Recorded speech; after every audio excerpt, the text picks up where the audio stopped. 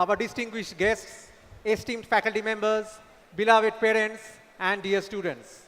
I, Dr. Shudipta Mojumdar from School of Business.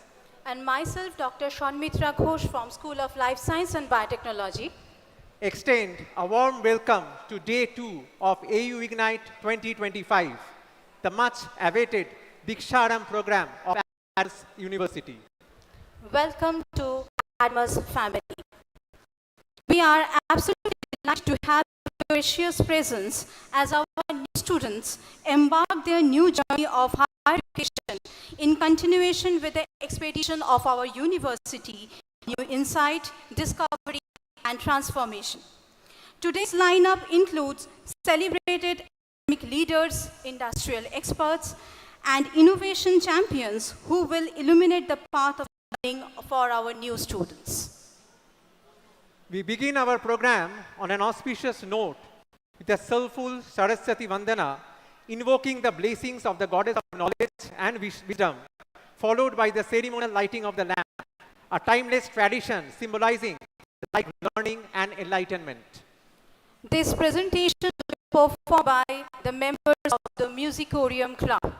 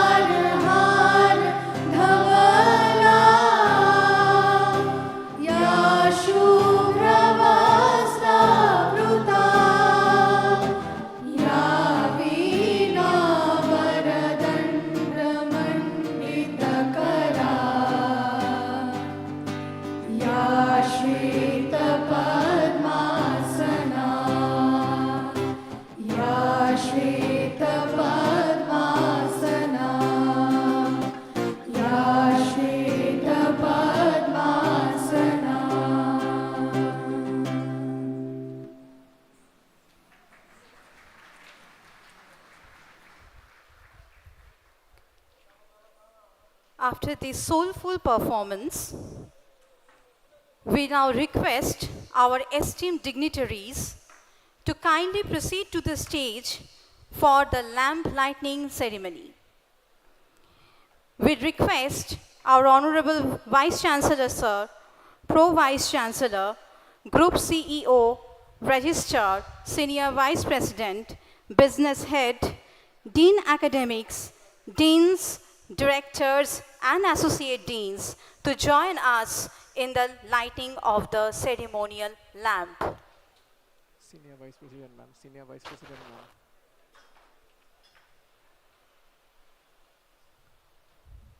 I also request our Senior Vice President to join this program.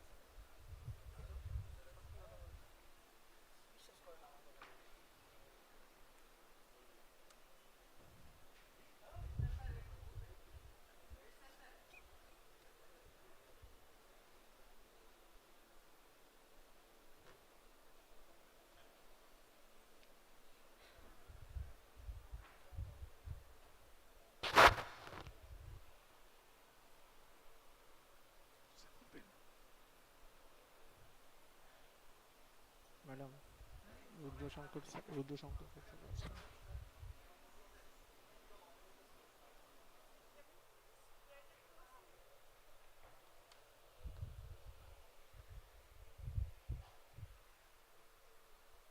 We have been joined by Rudra Shankar Roy sir in this event.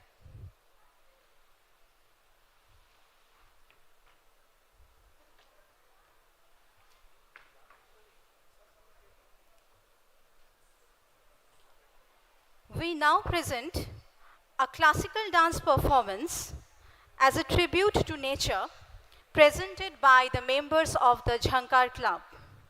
May this divine invocation pave the way for a smooth and successful academic journey ahead.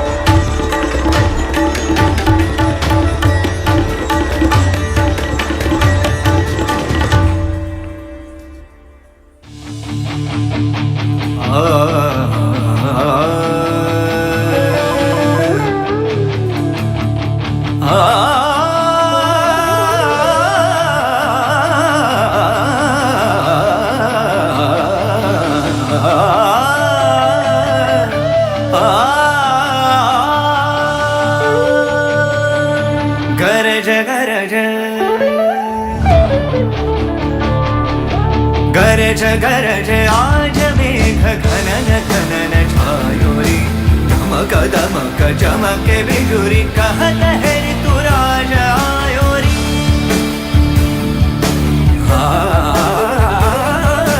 गरज गरज आज मेघ घनन घनन छायोरी दमक दमक चमके बिजुरी कहत है ऋतुराज आयो कहत है ऋतुराज आयो कहत है ऋतुराज आयोरी निसारे मम मने मम निसारे सा निसारे मम मने मम निसारे इस ऋतु के संग रंगी हरित रंग में धरा सब विहंग आज रंग देख रंग ये हरा घुमण घुमण काली घटा रौद्र रूप धर के धरती का रोम रोम धड़के धड़के झन झन झन झन जल बरसे गरज गरज आज मेघ घनन घनन छायोरी दमक दमक चमके बिजुरी कहत है ऋतुराज ivory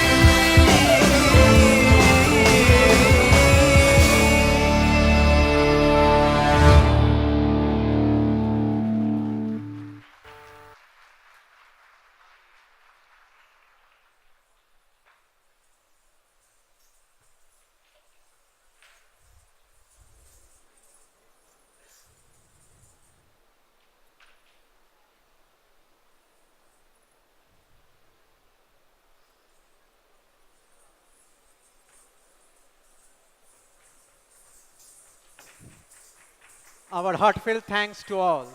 What an enchanting performance it was.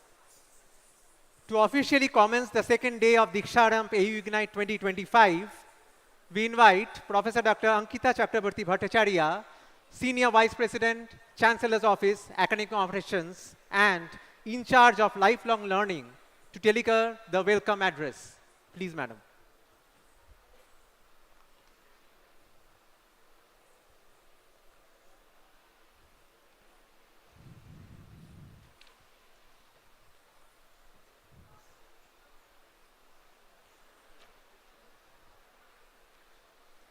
Thank you so much, sir and ma'am. A very happy, bright good morning to one and all present here. Honorable Chancellor, sir, Honorable Vice Chancellor, sir, dignitaries, dear students and parents. Asto ma sadgamaya, tamso ma jyotirgamaya, mrityorma amritam gamaya. ये शायद हम सब ने अपने विद्यालय वक्त से सुना होगा আমরা সবাই নিজের স্কুল টাইম থেকে এটা শুনে এসেছি This profound word which means from the unreal lead me to the real from darkness lead me to the light from death lead me to the immortality and that's exactly what we teachers here do My dear students now when you begin your journey a new milestone, something that you have been awaited for. We at Adamas University would only expect you to surrender yourself to seek knowledge and give us that valuable time and the era of your life where we would like to nurture, shape your career, share knowledge, and definitely learn from you as well. Today marks the beginning of a transformative phase where you will transition from the familiar to the extraordinary, from the known to the unknown yet to be discovered. You will make friends here. You will have a different life. You will try to meet your aspirations. आप इन 4 सालों में या 2 साल में हर वक्त शायद इस चीज़ की उम्मीद करेंगे कि वो जो सपना शायद आपने अपने स्कूल के टाइम पे देखा था যা যা আপনারা ভেবেছিলেন আর যা প্যারেন্টসরা ভেবেছিল সেই সব কিছু মনে হবে যদি এক্ষুনি সত্যি হয়ে যেত যদি এই মুহূর্তেই সত্যি হতো অনেক কম্প্যারিজনসও মাথায় আসবে আপনারা ভাবতে পারেন कि ना এটা তো বোধহয় আমি ভাবিনি शायद ये वो तो नहीं जो हमने सोचा था शायद वैसा तो नहीं जैसा हम सोच रहे थे पर अपने आप को वक्त दीजिएगा you would need to give yourself a little time and surrender as I said because the Latin phrase says ad ceta aspera the star comes through the hardship and you would need to surrender to that. My dear parents and students, we must have met during different occasions in this process of you coming till here. Maybe during day at AKC or some other admission processes. And हर वक्त आपको इसी बात का बोधित कराया गया कि आप जिस वक्त इस विश्वविद्यालय में होंगे, हम सब आपके साथ होंगे. So all the dear parents who are there outside, we assure आप जिस वक्त अपने विद्यार्थी को यहाँ छोड़ के जाएंगे हॉस्टल में छोड़कर जाएंगे आप निश्चिंत रहें हम माता पिता ना सही पर उससे कम भी नहीं होंगे हमारे हर टीचर के दिल में ये ज़रूर होगा कि ये बच्चा हमारा अपना है और हम उसकी देखरेख बिल्कुल वैसे करें जैसे हम अपनी करते हैं and this is a place which is known for inclusion and diversity you would always find that everybody is included just the way you are. We are not here to change, but to shape. With these words, I wish you a great future ahead. Thank you so much.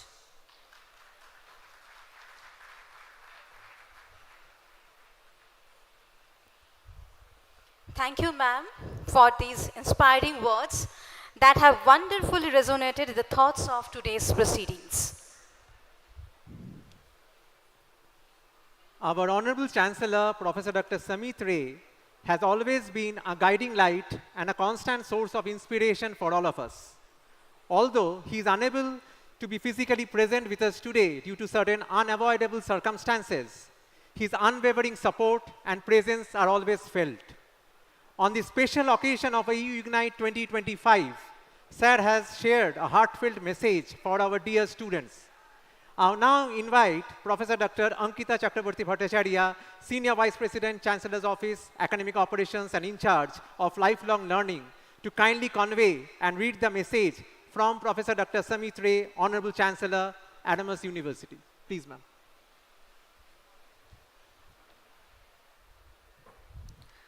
Thank you so much, ma'am and sir. And I thank to the God for giving me or choosing me for this responsibility where I, Dr. Chakraborty, would read out the message sent by Honorable Chancellor Sir to all the students. আপনারা সবাই ওনার নাম শুনেছেন অনেকজনের সাথে দেখা আমরা যখন স্টুডেন্টসদের সাথে কথা বলেছি অনেক ম্যাক্সিমাম টাইম পেয়েছি কি প্যারেন্টসরা ইদার রাইস থেকে ওনার কাছ থেকেই পড়ে বড় হয়েছে নয়তো ওনারা সবসময় চেয়েছেন कि ওনার কাছে যাতে নিজের ছেলে মেয়েদেরকে পড়াতে পারে आप सभी उनके नाम से अवगत हैं और जब ये रिस्पॉन्सिबिलिटी ये जिम्मेदारी हमें दी जाती है तो हम पूरी तरह कोशिश करेंगे कि हम इस भार को पूर्णतया स्वीकार करें The message from Honorable Chancellor Sir while he says and I quote Good morning everyone I heartily welcome all of you to this auspicious day It is my pleasure to address you all and offer my best wishes as you begin this new chapter with Adamas. Firstly, I express my appreciation that you have decided to make Adamas your home away from home. I also want to express my sincere gratitude to parents and guardians who have trusted Adamas with their children's and wards' education. Congratulations. Welcome to Adamas University. Today marks the commencement of your transformative journey, one that promises significant improvements in the forthcoming days. Today is the day started to change your life for the better, and this is the day you start to uncover the most profound secrets of success from your experts, most importantly, how to apply what you learn to create a better life for yourself and loved ones. In its brief yet illustrious journey, the university has carved a distinguished space in the realm of higher education, proudly adorned with the prestigious NAC A grade accreditation, a laurel that reflects its steadfast devotion to academic distinction and institutional integrity. विश्वविद्यालय बनता है विद्यार्थी से और विद्यार्थी बनते हैं विद्या के अर्जन से. The journey of Adamas has been very promising, and we at Adamas University give the importance to the students. The students are its assets. It is the students whose performance and contribution upholds the image of Adamas University. Adamas aims to nurture each of those talent minds and build them to future leaders and global citizens. Currently, Adamas holds the responsibility of more than 8,000 students, and we aim to take care of each one of them. Consequently, Diksharam is a very significant event for Adamas to welcome the newly admitted students. So, dear students, we are glad to welcome all of you as new members of Adamas family. In this educational setting, all you need to skill is to learn and strong desire to improve your life. Don't worry if the intensity of that desire seems slow at the first. जैसा कि पहले भी कहा गया, आपको कई ऐसे पल होंगे जब लगेगा कि शायद नहीं, ये नहीं हो पाएगा, या शायद ये तो हम नहीं चाह रहे थे, या शायद इतनी दूर तक की जर्नी हमसे पूरी नहीं हो पाएगी. आपसे ये गुजारिश है कि आप अपने आप को थोड़ा सा वक्त दें, क्योंकि हर खूबसूरत चीज़ को वक्त लगता है. Just try to think whether you are ready to take the first step towards a better life. Always remember that no one else can live your life but you. No one else can succeed through you. ये आप ही की ज़िंदगी है जिसे आप ही को संवारना है. আপনাদের চেষ্টাতেই আপনারা নিজে ওই জায়গায় পর্যন্ত পৌঁছবেন that you have aspired to.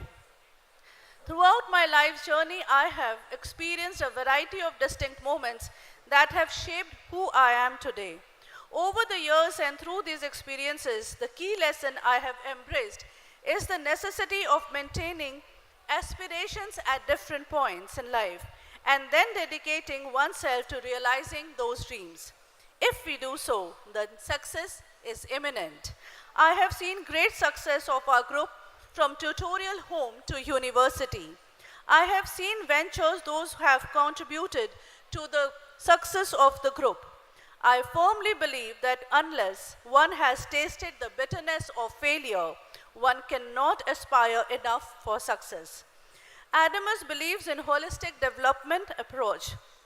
The 10 schools of the university resemble its pillars, which provide multi-dimensional educational facilities to the students through a platform of outcome-based education. To be engaged in various cultural, social, practical, technical, and research-related activities. और शायद इसके लिए जब अभी आप लोगों ने इतनी खूबसूरत वंदना देखी होगी, तो आप में से वहाँ कई बैठे बच्चे ने ये सोचा होगा कि शायद अगले साल मैं यहाँ पर होऊंगा या मैं यहाँ पर होंगी. शायद जब बाहर रखे हुए सारे क्लब्स को आप देखें तो आप में से कई लोग सोच रहे होंगे कि मैं इससे भी बेहतर करूँगा. And that's exactly what we look forward to. I believe starting your journey with Adamas through Diksharam, you'll discover your full potential to shine brightly. Universities are unique institutions, places of transformation, places where lives are changed, places where knowledge is made and remade, places where the future is forged. Universities are also places that are constantly being reshaped. Today we celebrate one remarkable chapter in our university's history when a fresh batch of students join our family and open as a new chapter. God bless you all and welcome once again to Adamas University, unquote.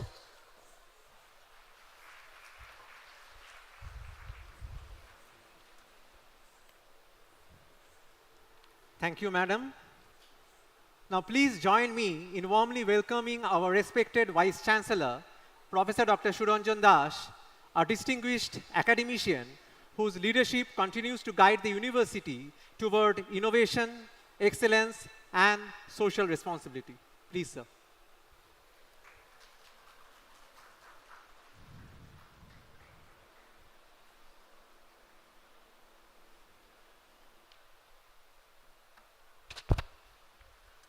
Good morning. The distinguished guests for today's program, my esteemed colleagues, my very dear students, and their parents. Could I, on my own behalf and on behalf of the entire Adamas community, warmly and sincerely welcome the students who have rightly opted to join Adamas University, which within 10 years of its existence has already emerged as a center of excellence, a fact which has been duly recognized by the National Assessment and Accreditation Council by according it the coveted A grade. In fact, our university is the only state private university of West Bengal which has been able to receive this highest A grade of the National Assessment and Accreditation Council. Let me at the outset once again sincerely welcome the new entrants of the new entrants to this university and becoming members of the Adamas community, which is a vibrant community, which is a dynamic community, which is a community which entails diversity, which is a community which creates and fosters creativity, which is a community which has amongst us learners, thinkers, creators, and societal leaders. By joining Adamas, my dear students, you have chosen a path which will not only give you degrees and certificates, but you have chosen a path to become responsible citizens and positive thinkers and positive instruments of change. In many ways, the students of this generation are more fortunate than when we were students. You belong to an age of globalization, you belong to an age of information technology. The age of globalization has transformed the world into a small village where interactions across national frontiers, where interactions across frontiers within a particular nation has become easy. You are now having the advantage of information technology where with the click of a mouse you can gain access to the world of knowledge which is characterized by diversity and creativity. But to take advantage of these immense possibilities that have been opened up by globalization and information technology, you need proper guidance. And I can assure my new students that you will have the right guidance from Adamas University, so that the inherent potentials in you gets a full blossoming. Now, what do we expect from a world-class university? We expect certain things. First, we expect from a world-class university an excellent infrastructure. And Adamas has an excellent infrastructure, and with my experience of having visited most of the important campuses of the university during my stint in the University Grants Commission and as President of the Association of Indian Universities, I can assure my students that Adamas has perhaps the best campus in the whole of Eastern India. We have excellent smart classrooms, we have well-equipped laboratories, we have an extremely rich library system, we have an excellent sports facility, as a result of which, in the Khelo India program continuously, our university has topped the list amongst all the Eastern zonal universities. In fact, I should mention that some of our students have even represented India in the Asian Games, which is certainly a great achievement. We have also a large number of clubs which enable the students to develop, create and express their extracurricular talents.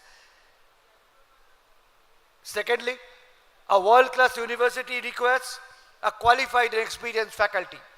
And we have here a faculty which has not only been trained in some of the best universities and institutions at the national and international level, but some of them have also the experience of teaching in these national and international high-class institutions. Every year, the Stanford University of the United States of America publishes a list of 2% of the world's top scientists.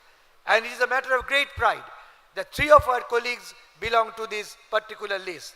And apart from Calcutta, Jadavpur and perhaps Bardhaman University, this university is the only university in West Bengal which can pride itself to host academics who belong to this coveted list. Apart from experienced faculty, we have an administrative framework which is human. We have a chancellor who is always sensitive to the aspirations, needs and demands of the student community. Wherein a private university, a chancellor gives regularly scholarships for the needy students. Where do you find a private university? Where the chancellor always goes out of the way to provide avenues and opportunities for students who excel in sports. We are fortunate to have such a human and philanthropic chancellor.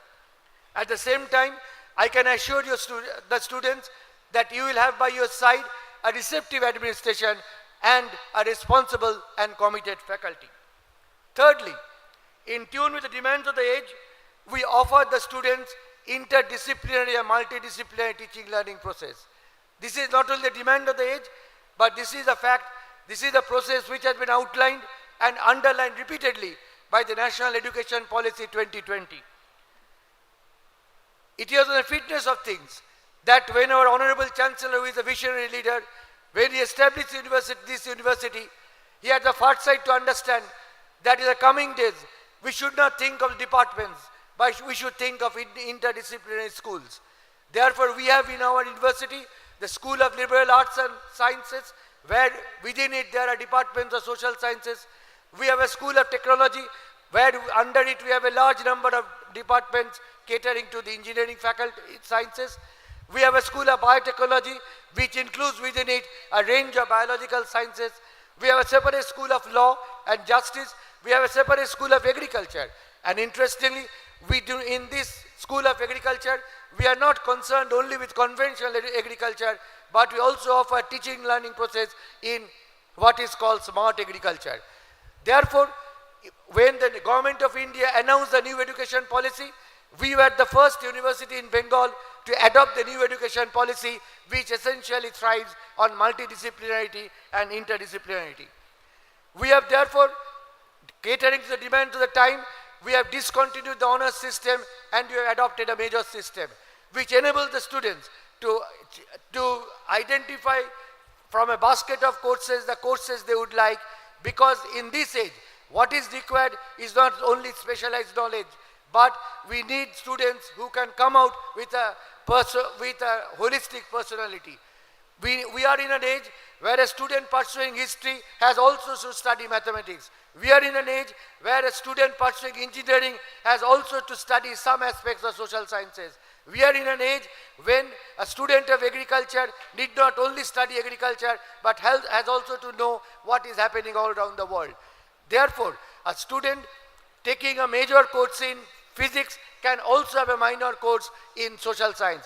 A student taking a major course in law can also have a minor course in other related disciplines, so that when they come out of the university, they emerge as holistic personalities, which not only helps them to get jobs, but also helps them to become responsible citizens. Fourthly, another demand of the new age, and if you go to any world-class university, you have this internationalization of the education system. And rightly, the government of India has emphasized the internationalization of Indian higher education.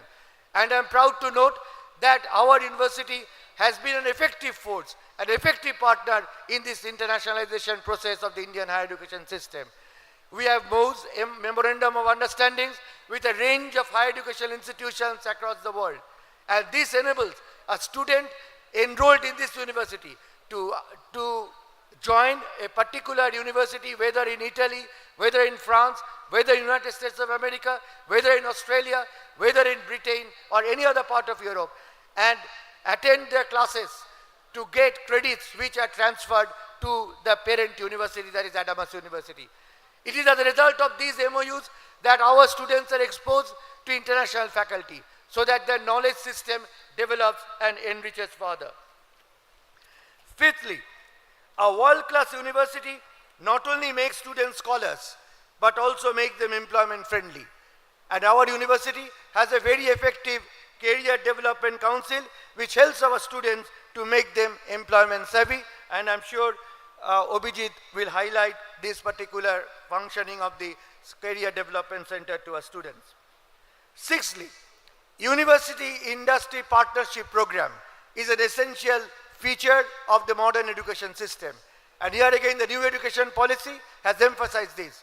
I am happy to note that this university has been able to develop a strong industry linkage which prepares the students not only to get jobs in the industry, but also prepare the students to be acquainted with the cutting edge researches that are happening all around the world. Because it is only through University Industry Partnership Program that inventions become innovations. And Adamas University remains committed to transfer inventions into innovations. The fact that we have in our program today the presence of some of the best examples of the captains of industry in India amply testify to the strong linkage that this university has been able to develop with the university. But let me pause and raise a fundamental question. What should be the ideal goal of a higher education system? Would it be only to prepare students for jobs so that they become cogs in the wheel of the economic system? I think no. The main aim of the higher education system is also to create good citizens, constructive citizens, citizens who can not only contribute to the democratization of the society, but citizens who can question both the nation building process and the things that are happening around the world. Therefore, our students, when they pass out of this university, they not only become noble citizens of the country, but they also become noble citizens of what the American philosopher Martha Nussbaum called noble universal world citizens. For a country like India, I would strongly affirm that the students who are joining higher education today, they have a particular social responsibility. Because out of the total number of the young people who are entitled to join higher education in this country, only 30% of them can join the campus of the higher education. Therefore, our gross enrollment ratio is only 30%, and the government of India is taking a large number of steps to enhance this ratio. But pending the enhancement of the ratio, I think the students who will be joining Adamas University and gaining knowledge in this campus, they also have a responsibility to transfer that knowledge to the broader sections of the society so that they become agents of social change. Therefore, let me once again stress that at Adamas, we believe education is not just about lectures and textbooks. For us, education means expansion of the worldview of the students, embracing so that they can embrace diversity, so that they can prepare themselves to navigate a rapidly changing world. Here, you will be encouraged to question and to rediscover. Here, you will be enabled to innovate and re-innovate. We encourage competition, but never at the cost of collaboration and fraternity, reminding ourselves of what George Bernard Shaw reminded us. I quote, "Life isn't about finding yourself, life is about creating yourself," unquote. In this competitive age, we might fail once or twice, but I assure our students not to be disappointed, because as Helen Keller reminded us, I quote, "When one door of happiness closes, another door opens. But often we look so long as the door closed, but we do not see the other one which has opened for us," unquote.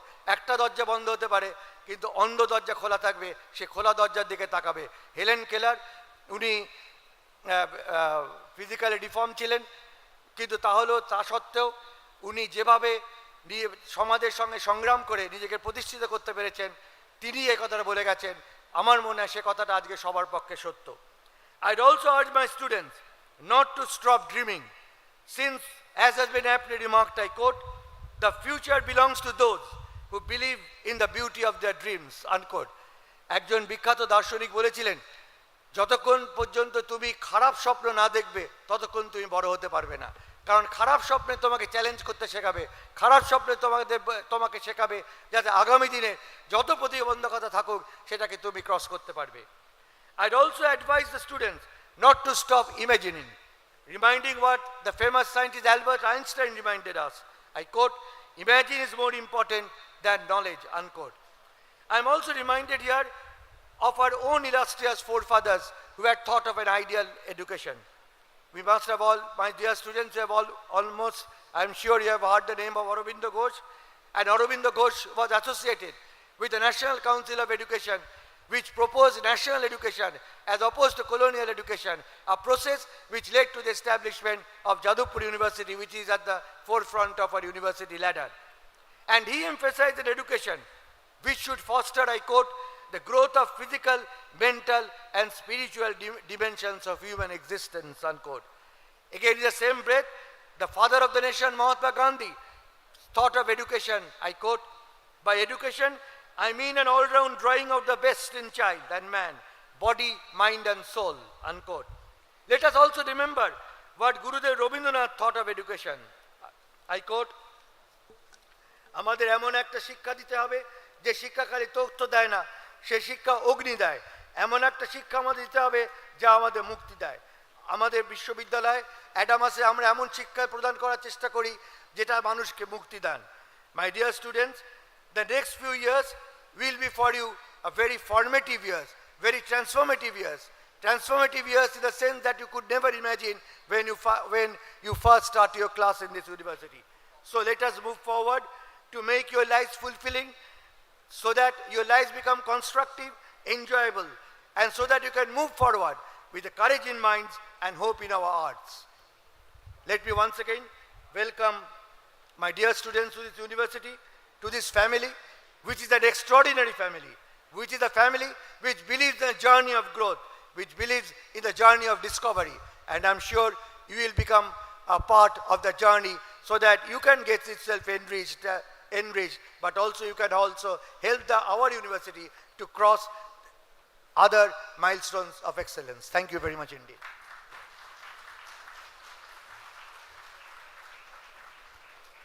Thank you so much for your thought-provoking talk, sir. I would now request Mr. Chandan Mojumdar, CEO Rice Adamas Group, to address the gathering.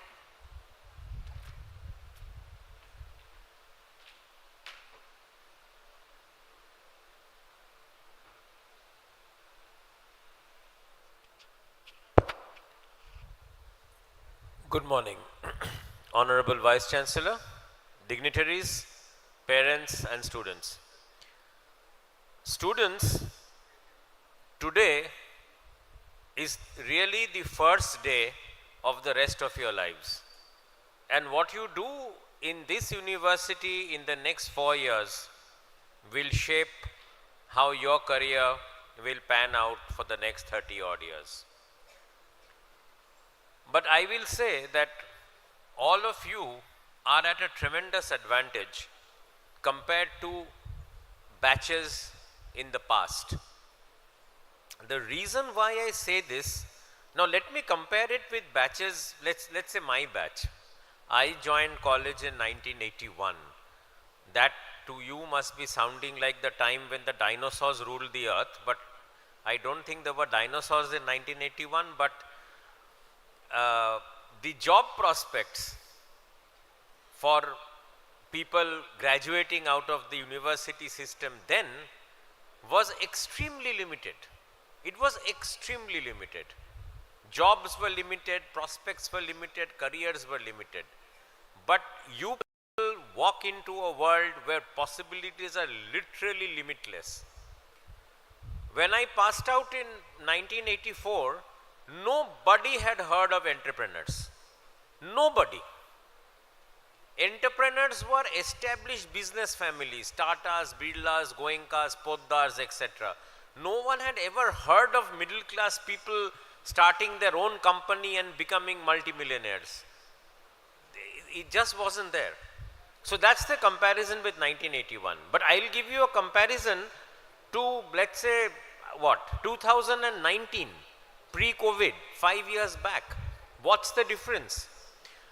You people are entering your higher education when the world is at the cusp of a great change. And the change is, any comments? Anybody wants to take a guess? What's the change? What's the big thing that's happening in the world which will impact all of you? It's artificial intelligence. Artificial intelligence has been there for a while, but now it's accelerating. And forget all this rubbish about artificial intelligence eating up jobs. What will happen is, people who know artificial intelligence, or you can use artificial intelligence, will actually score more, much more than people who can't. And you people are starting your careers, and I'm sure when you come out 4 years later, you will be masters at using artificial intelligence in your various domains of study. So once again, I welcome you all, and I thank the parents for reposing your trust on us, and have a very nice day.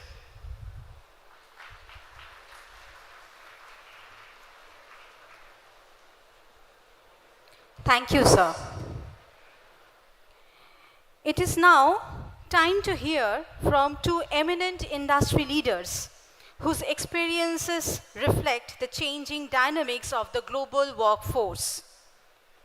May I request Mr. Sanjeev Kumar Gupta, CEO, Karnataka Digital Economy Mission KDEM, to please come up on the stage. And I would request Professor Radhatamal Goswami, Pro Vice Chancellor, Adamas University, to join us for felicitating Mr. Sanjeev Kumar Gupta on behalf of Rice Adamas Group and Adamas University.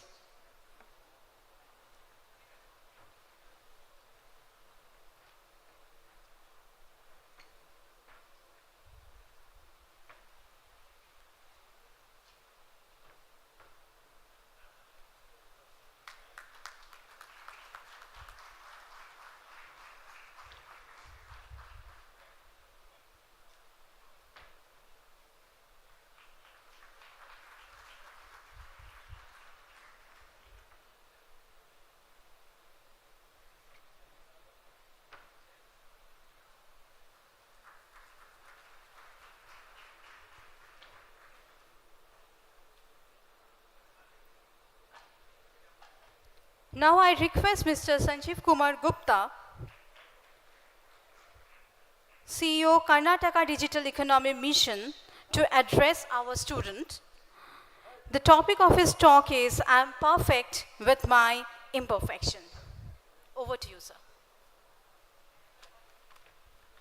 Your slides? Yes, sir. Can I get a clicker? Yes.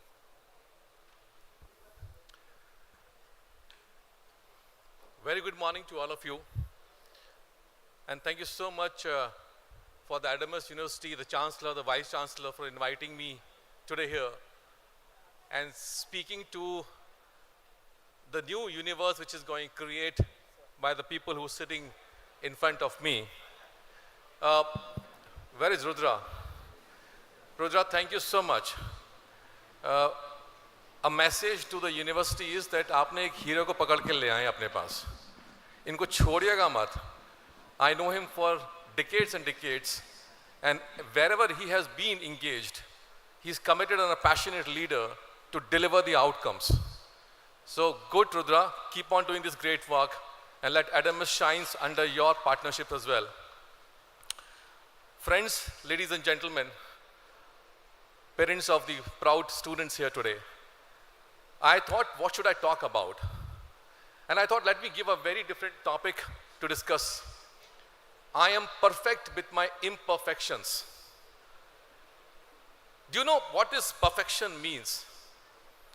Perfection means is a Latin word which says that you have achieved something. end of something.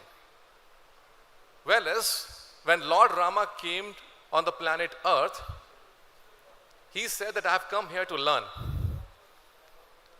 Then I was wondering this question in my head, that if Lord Rama wants to learn something and he's coming to the planet Earth, then who are we saying that we have reached to some stage and say learnt everything? So that means there's nothing called perfect.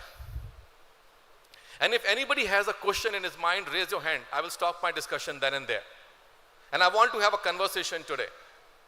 So if definition is perfect, is end of the ring, in my view, we all are imperfect. And if we all are imperfect, so that means we should be not jealous about who says that they are perfect, because they themselves are also imperfect. And hence we should say ourselves as, I am perfect with all my imperfections. Let me give you a little deep dive onto this part. What happens is that once you are looking at the scenarios of us as a part, for example, when I was in my family, we had, obviously, in those days, the rich families are very less, so everybody comes from a middle class family, like us. So like me, coming from a very middle class family, very small town, and then we have 3 siblings. The only yardstick was, uska bachcha dekho kya kar raha hai. तुम्हारे पास सिर्फ एक मूल मंत्र है, पढ़ाई करोगे, hard work करोगे, एक नौकरी मिलेगी. This is the मूल mantra. That's it. So you are compared as others, what they are doing, who you are, and then put up a mantra of doing this exercise. This is the way we have been taught continuously, years and years and decades, and generations to generations. But what happens? पांचों उंगलियां बराबर नहीं होती हैं. हर एक उंगली की अपनी एक लंबाई और चौड़ाई और मोटाई है. Likewise, every individual is unique. And when it's become unique, you started feeling the pressures coming up on top of you. What to do? What should I do? And etc. What should I think about it? What is next for me? Where my career will be going? And this question is also raised by many of our parents as well. Even though we are educated enough, but we raise this question to our kids very clearly. And some of them say, hey, look, wish.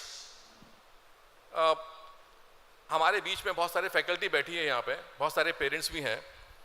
ये कई बार सवाल आता है, काश मैंने वो course कर लिया होता 15 साल पहले, काश मैंने उस एंटरप्रेन्योरशिप की जो मेरा आइडिया था, काश मैंने उसको इम्प्लीमेंट कर दिया होता.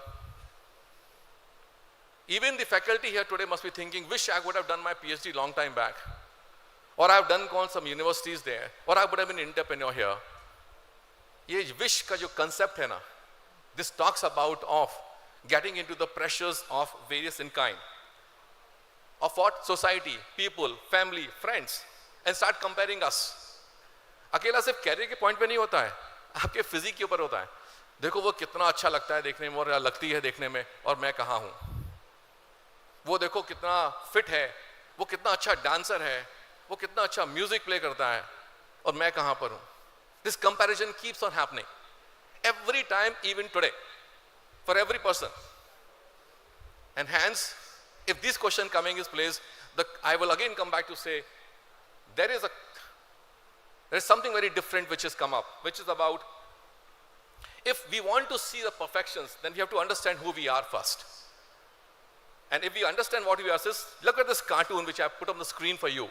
A teacher is saying to the elephant and to the rabbit and to the tigers, I am going to play a fair game. जो कोई भी सबसे ऊपर पहुंच जाएगा पेड़ के ऊपर, वो विनर होगा. This is what the perfect world is. Irrespective of where you come from, what your skills are, doesn't matter. हाथी को बोलते हैं कि आप पेड़ पे चढ़ जाओगे पहले, तो आप number 1 कहलाओगे. We all are different. It's the way that we see ourselves. And if we want to see ourselves, then we have to find out that, like बहुत पुराने जमाने में कहानी है कि आधा ग्लास भरा हुआ आधा ग्लास खाली है. So let it be that way. The identification of us is, it's okay not to be okay. It's okay I want to listen this one more. It's okay not to be okay. If I'm not okay with this, sorry, हाथी कहता है, बकवास कर रहे हैं आप. This is not a fair game. Sorry, it's not okay. We have to start saying this to ourselves. It's okay not to be okay. And that's called a journey towards the perfect with my imperfections. Let me give you some examples. When I was studying till class 12th, आपको जबरदस्ती school में जाना पड़ता है, सब कुछ पढ़ना पड़ता है. और उसके बाद क्या होता है? उसके बाद होता है कि आपको इंजीनियरिंग में जाना है, कि मेडिकल में जाना है, कि आपको अपना आर्ट्स में जाना है, कि आर्किटेक्चर में जाना है, एक्सेट्रा एक्सेट्रा. बट ऐसे कई बच्चे होते हैं जिनके दिमाग में ये नहीं पता होता करना क्या है, और उनको ना बहुत अलग सोचना पड़ता है. For example, the person that standing in front of you at the class 12th, I don't know what I am gonna do next. I have no clarity of thoughts, absolutely zero.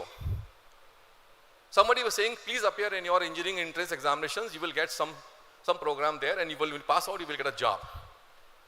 Maybe. But I was always questioning myself, and that's what I'm going to make a message to you. Questioning myself, what if I don't do this program, I do something else? What if I don't follow the same path what everybody is doing and do something else? What if I? And what if I? Answer is yes, let's do it. Then the question comes, what? And that question is not clear. So it happens with me as well. And when it happened to me, I was wondering, this self-doubt will create a lot of stuff in you. No matter what, the question and the answer comes out, it's okay to be not okay. Fine, I don't have an answer right now to decide what next, but it's okay. And hence, we realize that on this planet Earth, we are created as who we are. And let's start admiring ourselves. आप mirror में देखते हैं, कभी अपने आप को बहुत अच्छा महसूस करते हैं, करेक्ट? और कभी बोलते हैं यार मजा नहीं आ रहा. In that scenario, when you say you admire 24/7 who you are. You are a most wonderful human being on this planet Earth. You don't want anybody to be in a wrong shape. You are not hurting anybody. You believe in the energy. You believe in creating something. Appreciate yourself. Admire yourself. And that admiration is what makes you feel that who you are. And once you do that exercise, like what I did is, I find out that, okay, fine, I don't know what to do. Let's do something else. There are 3 important people who has left a mark in my life. We call as the 3 musketeers. And I tell you why I'm sharing this story with you. So when I was in class 12, I don't know what to do. I appeared in some exams and got into something, I'll tell you that. But these are the 3 musketeers which has definitely impacted in my life. Pandit Madan Mohan Malviya, the founder of India's modern university called Banaras Hindu University.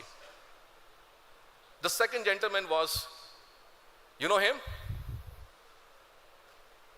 Our president, ex-president, Abdul Kalam ji. And the third one is the Satya Nadella. These are 3 musketeers who has impacted me a very thinking in my life. So what happened? These 3, how they've impacted and what I am today. I was called the imperfect boy in my family. कोई मुझे जिसको वो हाथ पकड़ के मुझे उपदेश देता था, ज्ञान बांटता था कि आपको ये करना चाहिए और आपको वो करना चाहिए वगैरह वगैरह, and declared me as the most imperfect boy in the family. All siblings across mama, pupa, chacha, everybody else.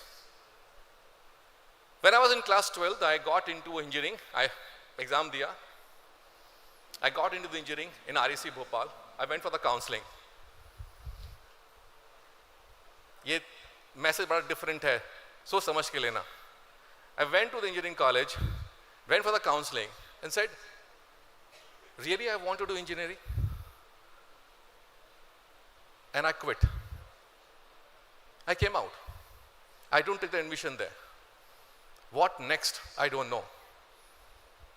And imagine the family making comments. ये तो बिल्कुल ही imperfect boy है, इसकी तो अकल ही खत्म हो चुकी है. He doesn't know what he is doing in his life. And that the first musketeer, Pandit Madan Mohan Malviya, attracted me. And I went for a simple graduation program in Banaras Hindu University. I quit engineering. I said, no, sorry, I will just simply do my graduation. What? Because I want to find out what next to be done. If in engineering I would have done, I would have been completely sold into the engineering program and forever I would have been like a technological person. I don't want to be there. So I find out my time to find an answer, what is next for me. In which Pandit Madan Mohan Malviya started this Banaras Hindu University, सन 1916 की बात है. उन्होंने कल्पना की कि हम एक अच्छा बनाएंगे. उनको रास्ते नहीं पता था कि कैसे ट्रैवल करने. भीख मांग मांग के लोगों से पैसा इकट्ठा किया और एक बेहतरीन यूनिवर्सिटी को खड़ा किया. This is called Banaras Hindu university. मैं एक किस्सा सुनाता हूँ आपको. इतना भीख मांग रहे थे कि वो निज़ाम के पास गए, हैदराबाद के निज़ाम के पास. और हैदराबाद के निज़ाम से उन्होंने बोला कि भाई आप डोनेशन दीजिए, यूनिवर्सिटी बनानी है. उन्होंने अपना जूता निकाला और पंडित जी पे मारा, बोला भाग जाओ यहाँ से, कोई पैसा वैसा नहीं मिलेगा. पंडित जी बड़े सहदिल इंसान, उठाया उनका जूता, बाहर आए और बाहर चौराहे पे खड़े होकर उन्हीं का जूता नीलाम कर दिया. और वो उससे जो पैसा इकट्ठा हुआ वो बनारस यूनिवर्सिटी में लगा दिया.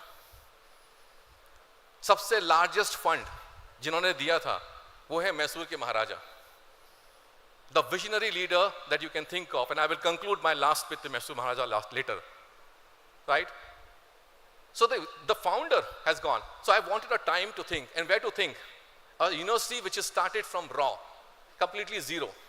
So I went to Banaras Hindu University. I did my fantastic 3 years there. आज लगता है कि एक आध साल फेल करना चाहिए था. एक आध साल फेल करते थे और एंजॉय करते.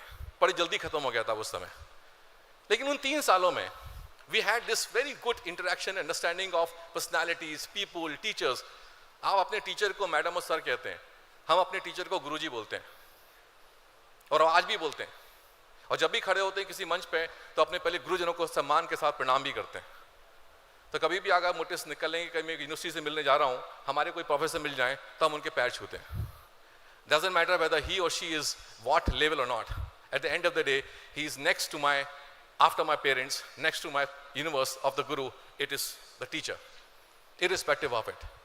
एनीवे, 3 साल वहां से गुजारने के बाद हुआ कि अब करना क्या है. MBA कर लेते हैं, सेम पैटर्न. नहीं करना. ओके, PG कर लेते हैं. So I got a PG program, PG plus and PhD program in one of the best universities, also colleges, called IIT Kanpur. I was selected there. And in that process, I realized again, I went for an interview, I won a written test. Interview हुआ हमारा, बड़ा बेहतरीन interview था. चौक पकड़ा के black board पर खड़ा कर देते, बस सवाल करके सॉल्व करके बताओ. बच्चा अभी 3 साल का ग्रेजुएट होकर पास आया है, वो कैसे सॉल्व करेगा उस क्वेश्चन को. और जिसने किताबें पढ़ाई हमें, वही प्रोफेसर सामने बैठे हैं, वो क्वेश्चन पूछ रहे हैं जिनकी किताबें हम पढ़ते थे. बड़ा मुश्किल था भाई, बट फिर भी भगवान की ब्लेसिंग थी कि हमें सेलेक्ट कर लिया उन्होंने. लेकिन उस सिलेक्शन के बाद फिर से क्वेश्चन आया, क्या यही करना है? Answer was no. I didn't join IIT Kanpur. What next? I want to create something bigger. And what is that bigger would be? Indian civil services. I said, let's try this part. And why not? Then I was talking to my father. And my father तो वैसे भी वो जब engineering में admission लिया था तो वैसे परेशान थे. उसका 10 गुना होने में जवाब दे रहे थे कि तुम तो वैसे ही पागल हो. और अब मैं बोल रहा था मैं सिविल सर्विसेज दूंगा IIT कानपुर छोड़ने के बाद. हाथ जोड़ के बोल रहे थे, कोई नौकरी कर लो, कुछ काम बन जाएगा. सिविल सर्विसेज तुम्हारे से बस की बात नहीं है और कोई भरोसा नहीं तुम्हारा. So the perfect person, so to say imperfection. And hence the journey started. Finally I said, नहीं ये तो मैं करके रहूंगा. एक बार ठान लिया तो अब करके रहेंगे. वो जो ठानने वाली बात आई ना, वो first time in my history got clicked in me that I want to crack this. बड़े उत्साह के साथ गए. भाई आप तो यूनिवर्सिटी के, मतलब यूनिवर्सिटी में टॉप करना कोई बहुत बड़ी बात नहीं है. 10 साल के क्वेश्चन पेपर सॉल्व करके जाओ, आप यूनिवर्सिटी में टॉप कर जाओगे उस जमाने में. आज के जमाने का मुझे नहीं पता है. But in that scenario all over rank थी, सब कुछ ठीक ठाक था. पहला अटेम्प्ट दिया सिविल सर्विसेज का, failed. Not even qualify the prelims exams of the civil services. उसमें 3 एपिसोड होते हैं, प्रीलिम्स, मेंस एंड इंटरव्यू. 0. सोचो, इमेजिन करो, इतना बड़ा ख्वाब लेके आप बोल तो ये छोड़ देंगे, वो छोड़ देंगे और ये तीर मारेंगे, और 2 साल मेहनत करने के बाद आप अपेयर होते हो और 0 रिजल्ट. कितना इम्परफेक्ट पर्सन सामने खड़ा था आपके. तो मुझे ऐसा लगता था कि ये सारे के सब मुझे ही दोष दे रहे हैं और मेरे लिए कोई दुनिया ही नहीं है। मैंने सेकंड अटेम्प्ट दिया और मैंने ISS एग्जाम दिया, Indian statistical services. I was the rank number 1 in the exam. Got this beautiful job, but फिर कंपैरिजन चालू, IAS बन जाते, IPS बन जाते। ये कौन सी सर्विस तुमने ज्वाइन कर रहे हो ISS? This comparison is never ending. You are the topper of your batch for civil services examination of full ISS.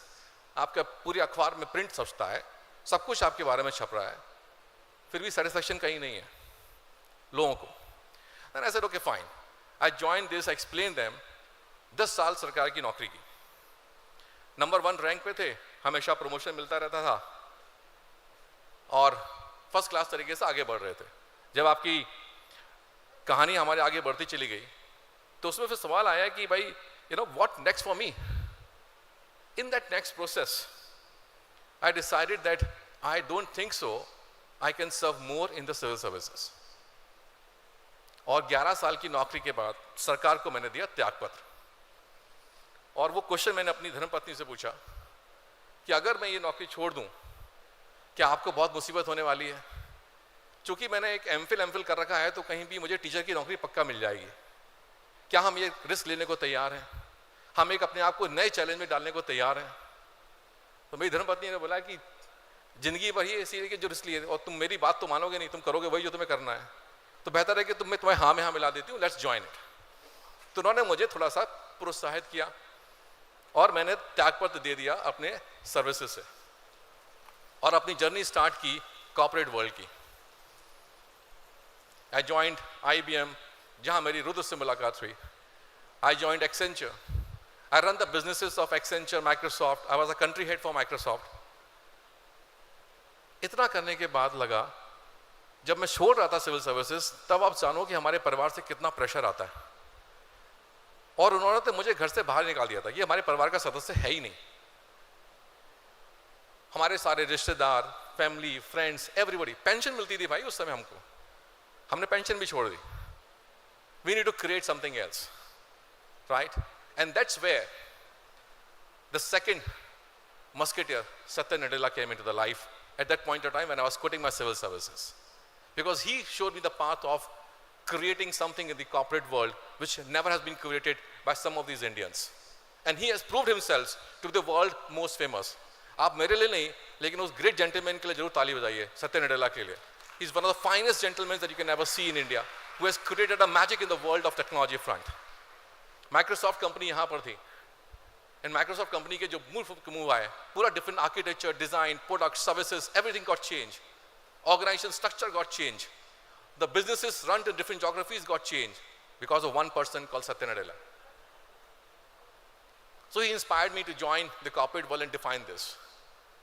पहले 6 महीने में मित्रों, I was thinking कि मैं वापस चला जाऊं और एक निवेदन दे दूं, रिक्वेस्ट दूं गवर्नमेंट को कि सर मैं दिमाग खराब हो गया था, मैं वापस आना चाहता हूं, मुझे वापस ज्वाइन करा लीजिए। उसका कारण ये था, मुझे इस कॉर्पोरेट लाइफ समझ में नहीं आ रही थी। सब अपनी दुनिया में काम कर रहे हैं, अपने इंडिविजुअल हैं, सब बड़े तरह से काम कर रहे हैं, हम तो सरकारी ढलने में काम कर रहे थे अब तक। So all this stuff created a lot of nuisance to me. But हमारा जो मैनेजर थे, शंकर रंगनाथ स्वामी, जो मेरे हेड, मेरे मैनेजर थे, मुझसे बोला Sanjeev just give couple of more months. मैंने उनको बोला बॉस अगर कपल ऑफ मंथ्स के बाद तो मेरी निवेदन भी नहीं जाएगी वहां पे वापस, उसके बाद तो मुझे ही आपके साथ ही रहना पड़ेगा। शंकर रंगनाथ स्वामी बोला नहीं जस्ट होल्ड ऑन। उसके बाद फिर लेकिन होता ना कि आप कल्चर में मिक्स हो जाते हो, जैसे आप जब ज्वाइन कर गए हो तो एडमस कल्चर के अंदर मिक्स कर जाओगे आप। ऐसे ही ज्वाइन किया कॉर्पोरेट वर्ल्ड के अंदर, 11 साल कॉर्पोरेट वर्ल्ड की नौकरी की, रन द बिजनेसेस। फिर तीसरा मस्केटर हमारे सामने आए, वो थे अब्दुल कलाम जी। एंड बताता हूँ अब्दुल कलाम जी के बारे में। उनको मैं मिलने गया था क्योंकि IBM की ग्लोबल बोर्ड मेंबरशिप आ रही थी। IBM की ग्लोबल मेंबरशिप मतलब अमेरिकन एक्सप्रेस के CEO, वो बोर्ड मेंबर हैं, फलाना ठिकाना। उन सबको हम इंडिया बुला रहे थे बोर्ड मीटिंग करने के लिए। IBM वर्ल्ड की बोर्ड मीटिंग हो रही थी इंडिया में। So I went to Abdul Kalam ji से कि sir would you like to address them for a 10-15 minute session. He asked me what you do. हम बैठे, बातचीत हुई, finally he agreed. When he agreed, he came into my life as making me understand what he is doing for the country and for the world. उनके साथ मेरी कम से कम 3-4 मुलाकातें हुई, उनके साथ डोसा भी खाया, इडली भी खाया, उनको लेके सब जगह घुमाया। और आपको बताते हैं कहानी, बोर्ड रूम के अंदर बोर्ड मेंबर्स उनके स्पाउसेस भी थे, हस्बैंड वाइफ। अब्दुल कलाम जी आते हैं, सारे बोर्ड मेंबर्स और उनके स्पाउसेस लाइन में लगे हैं उनके साथ फोटो खिंचाने के लिए और उनका ऑटोग्राफ लेने के लिए। Who the world most leaders of the world line में खड़े हुए हैं। मैं भी देख के सोच रहा था कि ये तो बड़ा क्या आनंद में चित्र सामने आ रहा है। और क्या किया इन्होंने ऐसा? इन्होंने वो काम किया जो देश को कंट्रीब्यूट करने के लिए करना पड़ता है। उन्होंने वो छोड़ दिया कि वो क्या कर रहे थे, and he started doing something very big one of. That was the third musketeer in my life who cracked me, says that enough of corporate life, quit, do something very different. And I joined not profit world, NGO जिसे हम कहते हैं। NGO दो तरीके के होते हैं, एक NGO जो सोशल इम्पैक्ट क्रिएट करते हैं और एक NGOs जो इकोनॉमिक इम्पैक्ट क्रिएट करते हैं। तो हमने स्टार्ट किया एक नॉट फॉर प्रॉफिट ऑर्गेनाइजेशन और उसमें हम आगे बढ़े कि भाई हम इकोनॉमिक इम्पैक्ट की बात करेंगे। ये मेरा तीसरा अवतार है और मुझे आज भी लोग कहते हैं कि इम्परफेक्ट है, और मैं अभी भी कहता हूं कि आई am perfect with my imperfections, and I will prove this many times again and again and again.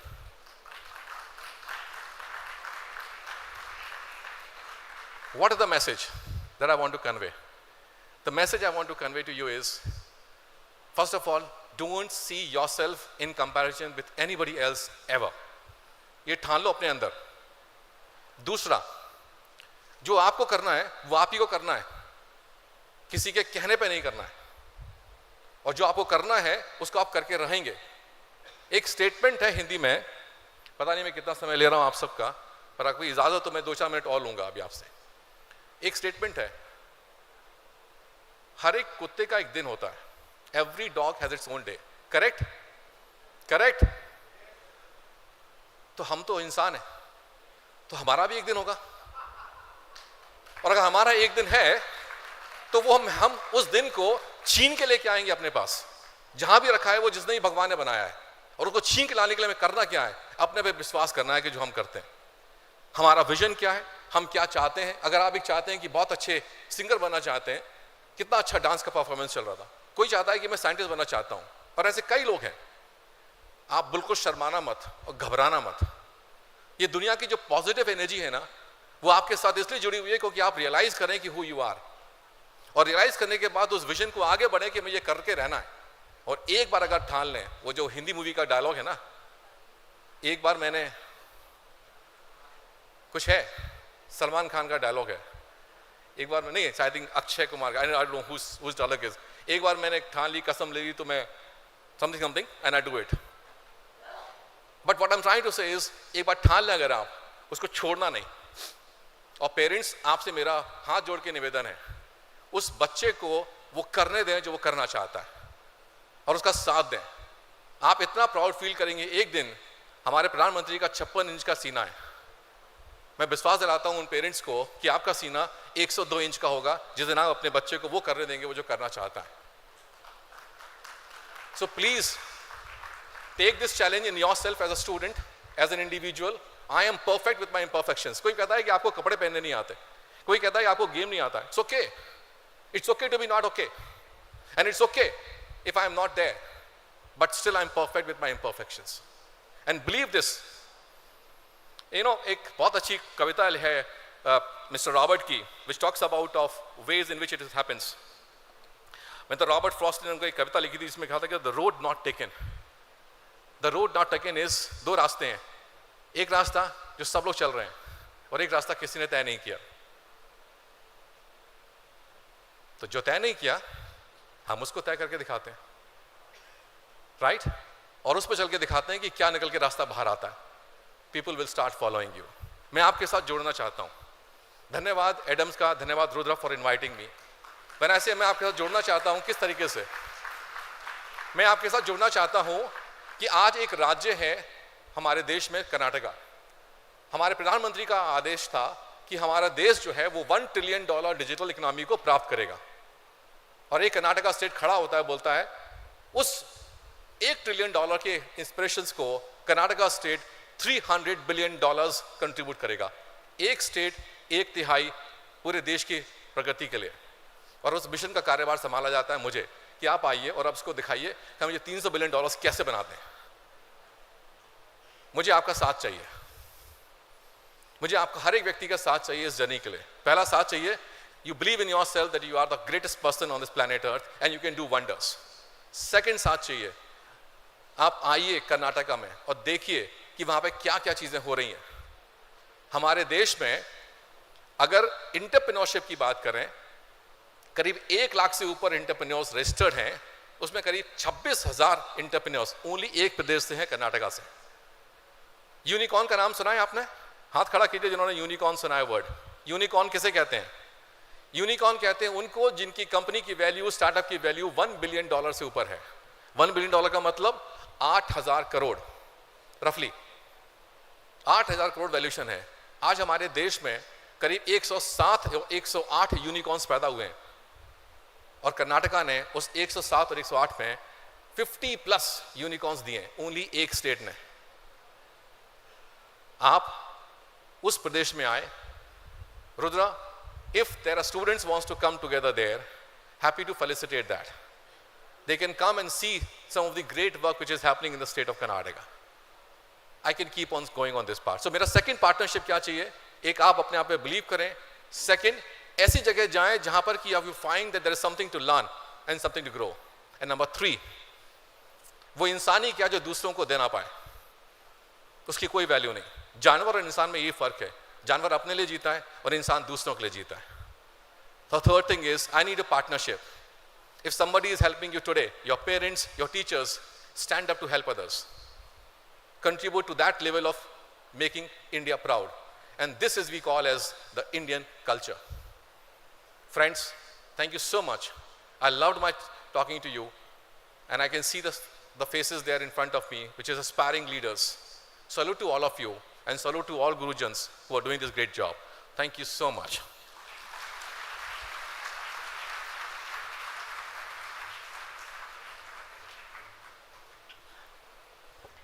Thank you so much, sir, for your inspiring words. May I now request Ms. Sandhya Gupta, Operational Head GE Healthcare, to please come up on the stage.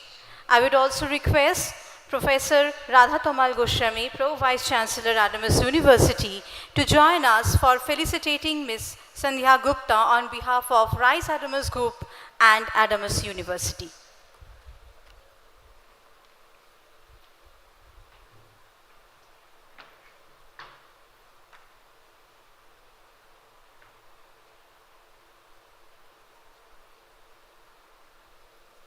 A big round of applause, please.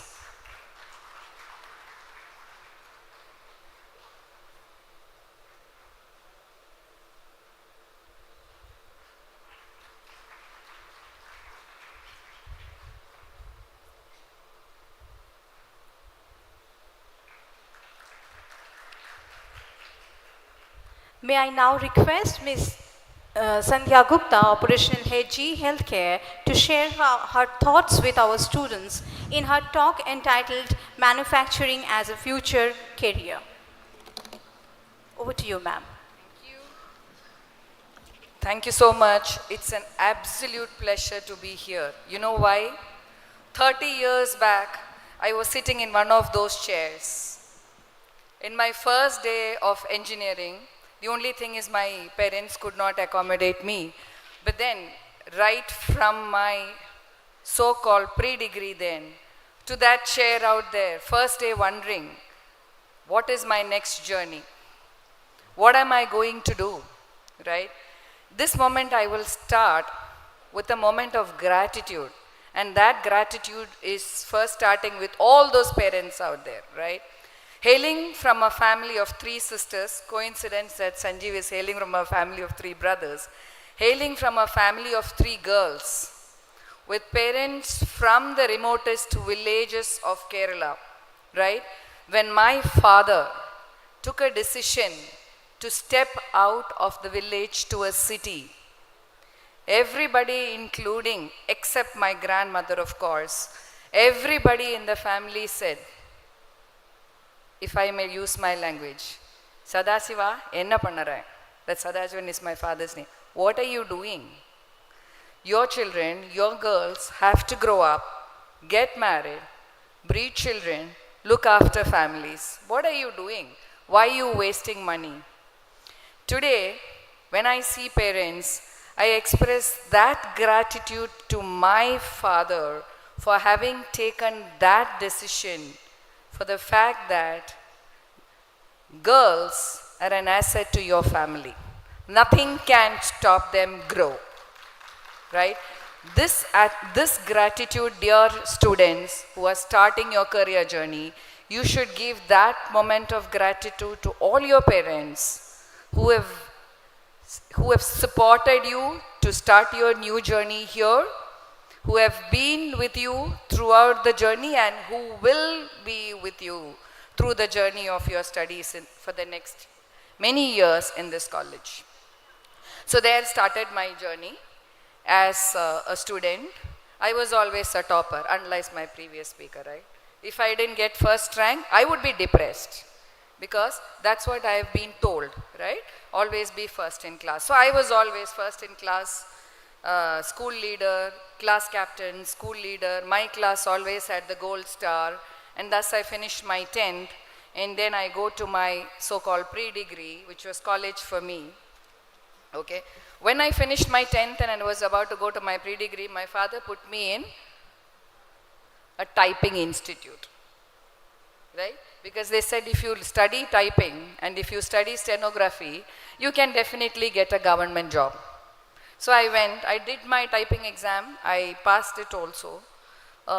Again, a very, very, I would say lower middle family, not a lot of money. Father had a huge family to take care of. But then, and I didn't have enough finances to support my tuitions. You know, Kerala is a state, of course, West Bengal too, right? Studies is very important. Doctor, engineer, if not a lawyer, was what you had to do, and you had to put in quite a lot of money at that point in time itself to have extra tuitions to get you into those engineering and medical colleges. Believe me, I wanted to become a doctor, right? So I finished my pre-degree, I take PCMB and I write my entrance exam medical, right? I had my thoughts very clear. I wanted to become a doctor, and that too I wanted to become a neurosurgeon. Okay, I had my thoughts very, very clear, and I did my best of what I can do. First year I write my entrance, I don't get through. I get through BDS. Of course, now when I think about it, it was a good profession to have. But then I said, no, I don't want BDS, I want to do MBBS.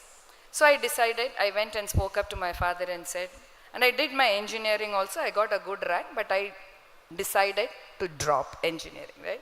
So I walk up to my father and say, I don't want to do BDS, I want to give it one more try. Do you mind if I miss a year and attempt again? Okay, my father, for all the visionary he was, he said, I don't mind. And then I go second time, write my exam. I still didn't crack my MBBS, but I got a much better rank in engineering. So after 2 attempts, I spoke to myself, and I did not have the time or the leisure to do a third attempt, so I went my engineering path.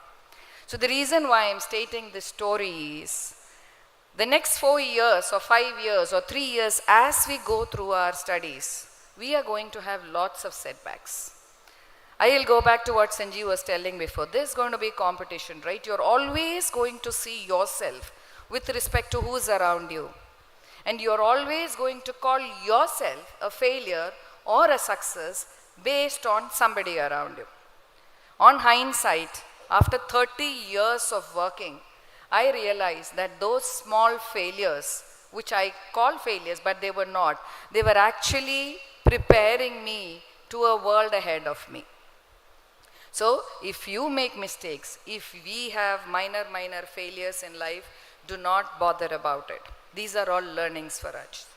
And then I get into electrical engineering in a good university in Kerala. I do my electrical engineering 4 years. By the end of third year engineering, they elected me as a unit called CGPU, which is called the Career Guidance and Placement Unit, right? I get into the CGPU, I lead the CGPU. As a CGPU lead, my job was to get companies to come to my college do campus interviews. I think that was the first, second, probably third year of campus interviews, and push as many students into jobs. So there comes Wipro, there comes a lot of IT industries, they come, and the creamy layer, you know, whom the recruiters found as creamy layer got jobs. And then there comes a manufacturing company, and when I was interacting with them, they say, we are coming to your company, we would like to give an entrance exam followed by a GD. And then, while talking to them, there was a lot of stress on, we would like to have your mechanical, electrical, male graduates to participate, right? So I was like, as a CGPU, it was my job to give fair opportunities. So then I pleaded, I talked to them, I went through my HOD and said, let's give a fair chance for everybody to participate. So they agreed, so we had an exam, all girls, all engineering girl colleagues, boy colleagues, got an opportunity to write the exam. There was an evaluation done, and finally about 8 or 9 of the students got selected. And believe me, for the first time, 3 girls got selected into a manufacturing company final list of employees. One of them was me. The point I'm trying to make is, it's not great, right? It's not a great thing that I got into a company. The point is, me, my professors, and my colleagues, my student colleagues, at that point in time, stood up and questioned the status quo. Have you heard the word called question the status quo? Anybody? I want students to give that answer. Anybody has heard the term called question the status quo? Question the status quo is, stereotypically we do certain things in certain way. Question the status quo means pausing for a minute and thinking, is there a different way to do it? Why I am again bringing that topic is, it is one habit as students starting your first day here, you should cultivate parallelly in your mind. There's always a better way of doing things. There's always a different way of doing things. Going back to what the previous speaker said, there's always an alternate part which is unexplored. And believe me, in front of you there are multiple paths. For us, we had only 2 or 3 paths, right?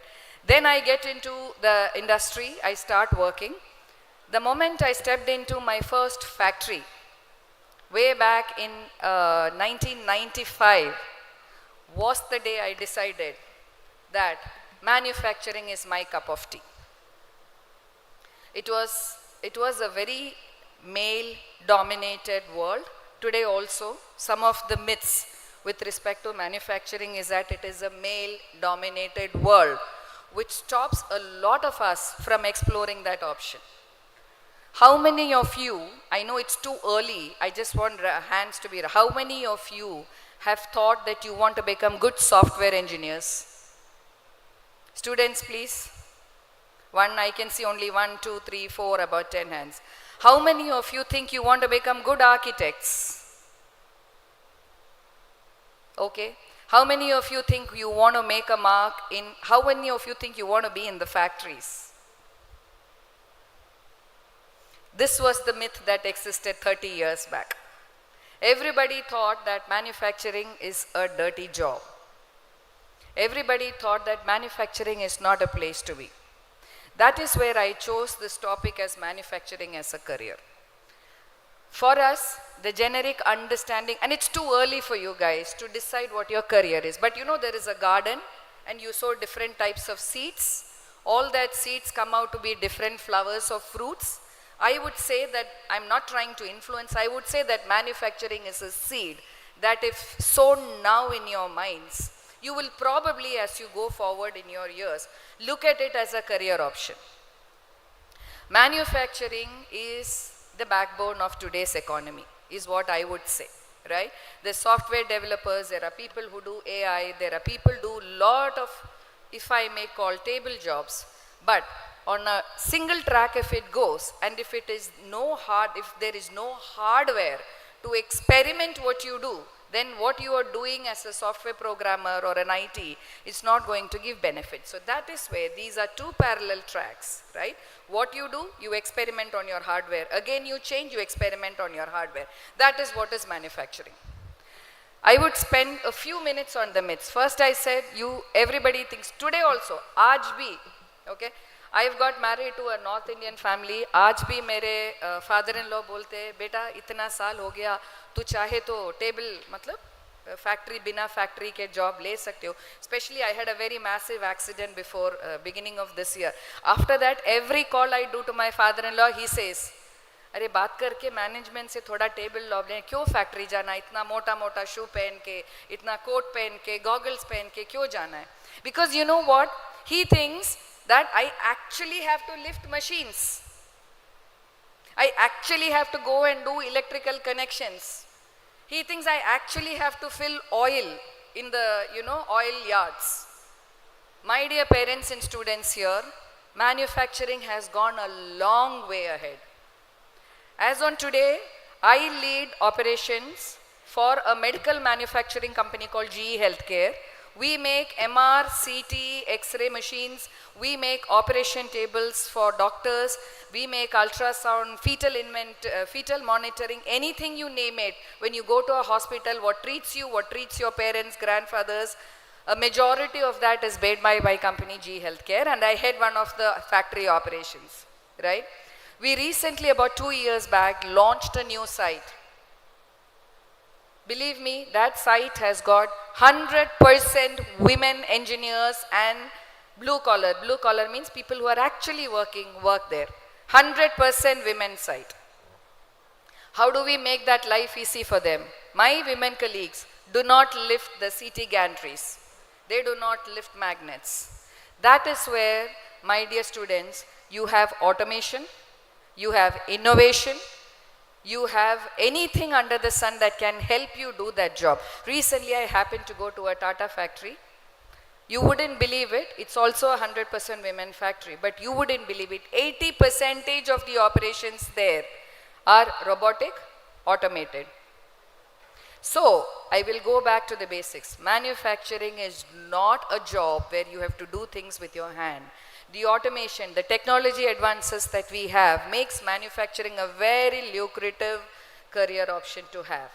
Put that in your mind, think through it, and as you experience your labs, right? You go to electronics lab, you do some soldering, you make a PCB work. That PCB is electronics. Electronics is the center, or I can say the heart of every equipment that you use. All of you have a phone. What is the center of, operations of that? We have our laptops. Anything and everything centers under electronics.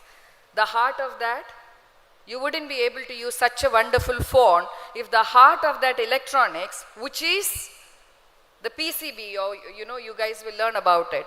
That is manufacturing. That PCB, that small green thingy that you have inside the phones, is made in some factory where hundreds of people are actually stuffing those components on the boards and testing it for quality, for giving you that one touch display on your screens, right? So, manufacturing embeds quality, manufacturing embeds design, manufacturing embeds supply chain, if I may say, right? Getting the parts. Today, while we speak, we are heavily dependent on China as a country for a lot of electronic components, right? Do you know that the phones that you have, the IC in that has come from where? It has taken a whole lot of supply chain to get that part from some part of the world to your phone, right? So, why I am explaining this in detail? Every bit of the movement of that IC has a career in front of you. Whether it is logistics, whether it is supply chain, whether it is customer fulfillment, whether it is selling that phone to this thing, everything has got one fact of manufacturing in it. So, manufacturing, since I am very passionate about the subject, with due respects to all other careers you have, manufacturing is a very lucrative career, equally applicable, it is gender agnostic is what I would put it, right? So, I spoke about the myths, I spoke about all the technology breakthroughs that is happening in manufacturing. Manufacturing is actually, if I call it a playground, right? A playground where your technical expertise meets the application of that expertise It is a journey of everyday improvement. So all you budding chemical engineers, mechanical engineers, electronic engineers, everybody has got a plan, everybody has got an option to shape the future of the country by bringing your innovation in manufacturing. I want again to give a request to the parents here, going in the same lines. Parents, please educate your children, because they know only, we don't know what we don't know. We know only what we know. But as parents, we have got a lot of exposure about what is happening in the outside industries. Please join their next 4 years journey hand in hand to make them aware of what's happening around, right? And to the faculty, what has worked for us, at least in the industry that I have been working, is we get our college students to go to industries. If they don't understand anything, they just go and see how manufacturing works. I've had students who will come to our industry, they have no clue of how an MRI machine works, but that is their first exposure to what a manufacturing industry is. This small seeds of any industry, whether it is manufacturing, architecture, we need to start sowing in our minds now, so that you will understand what career options you have. And manufacturing, as I said, is a good place to be, because it's a happening place. The other myth, my dear guys, is, some of the parents will say, yaar, ye union ka chakkar hai, nahi karenge, bahut mushkil hai.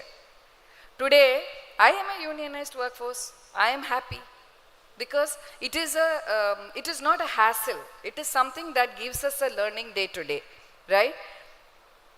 I would want to leave this, discussion with a story. So in between that, of all, who is your biggest competitor? Students. The person on your right, person on your left, or your alumni who passed out? Who's your biggest competitor? Sorry? Your biggest competitor is yourself, right? So that is how you will know step by step how to move ahead in the ladder. Your biggest competitor is yourselves. सबसे पहले किसी ने बोला था, आपका जिंदगी आपके हाथ में है, उसको संवरना आपका काम है. I will leave you with a story. There was this village where there was a very wise old man, right? He was so wise that people came from far and wide to take advice from him. प्रश्न, तुम्हारा problem बोलने से पहले वो इतना wise था, वो समझ लेता था कि आपका प्रॉब्लम क्या है. Listen to the story very carefully. So there was a boy, and this man was like, कोई गलती करेगा तो वो खुल्लम खुल्ला बोल देंगे कि बच्चा तूने गलती किया. So there was this boy in the village who was like, I always get insulted by this man who thinks himself to be a great wise man. So if I insult him in front of everybody, then I win. Then this man will stop bothering me. तो उसने क्या किया, सोचा क्या करो. एक दिन ऐसे आंगन में घूम रहा था. There was like a fragile nest had fallen down, and there was a small fragile bird in that, right? A birdling, if I may call it. So उसने बोला, ये अच्छा मौका है मेरे लिए, ये bird लेके गया ऐसा. That bird was there, right? ऐसा लेके गया और बहुत बड़ा इससे गया वो बुजुर्ग आदमी के पास. नमस्कार. उसने बोला नमस्कार. सर मेरे हाथ में कुछ है, आप बोलते हो आप बड़े वाइस हो, आप बोलो मेरे हाथ में क्या है. That man understood, that old man understood. He said, अच्छा बेटा तू मेरे को टेस्ट कर रहा है, ठीक है. In your hand there is a small bird. Okay, he understood. So he said, बढ़िया सर जी, आप तो you know everything. I want to ask you whether the bird is dead or alive. Tricky question, right? I have something in my hand, I have a bird in my hand, I'm asking whether it is dead or alive. So this man understood, this wise man, after all he is a wise man with a lot of grey hair. So he said, सोच के बोला, बेटा, whether it is alive or dead is in your hands. Why? If I say it is dead, you will open your hands and let it loose. If I say it is alive, you will dabaufai and kill it. Right? So I don't want to give an answer. You decide for yourself whether the bird is alive or dead. The boy came back, he failed to prove that that man was not a wise man. But the story is not whether he disproved or proved it. The story is Your future is in your hands. What is needed? Careers will unfold. What is needed, I would say, which has helped me, is the mindset. Be open. Learn from others. Start to talk. Very many times I feel we keep our thoughts, our questions, thinking that my question is a very, very bad question, I will not ask. Express your thoughts. There is no question in the world that is a bad question. If you get a positive answer, you progress. If you don't get a positive answer or the answer to your question, you are where you are. But there is no situation where you will go back to minus. You will either be in 0 point of the graph or you will move towards a positive X gradient. So ask questions, open your mind for learning, interact. The last important thing I would say, guys, create your own brand. How do you create your brand? Start putting your achievements small or big. Create a LinkedIn account. Put your achievements small or big in LinkedIn account. It's a platform where you will meet a lot of people who can guide you, who can mentor you, who can tell you, so invest some time. 20 minutes in a day. Read about what's happening around you. We spoke about AI. We spoke about, there's yet another philosophy called lean, which you will learn. We spoke about all these things. 80 minutes you can watch Netflix, 20 minutes you can do your LinkedIn or you can do your reading. So keep yourself ahead of the world, keep yourself abreast of developments in the world, because 4 or 5 years down the line, when you guys come for interviews, when people like me will start interviewing you for whichever career you choose, these are some of the things that I like. I'm not looking for a pot. I am looking for the clay that can be molded, right? I'm looking for the clay. So that clay has to be flexible. That clay has to imbibe all the qualities of the desired texture, of the desired wetness. That is the clay that all of you all should become. And that clay will come from putting in the right amount of information at the right time. But guys, this life is not going to come back, that student life, right? If I think about it, my 4 years of engineering, I could have had more fun than just studying. So have fun. Most important thing, parents, let your children have fun. Children, find avenues to have fun, because this 4 years is not going to come back. So hence I conclude my talk saying, work hard, have fun. Out of many careers, manufacturing is also a career which is agnostic of gender. If you have an option to do it, please do it. Please start looking at opportunities, and wish you all the very best. God bless all of you, and thank you parents for supporting your children.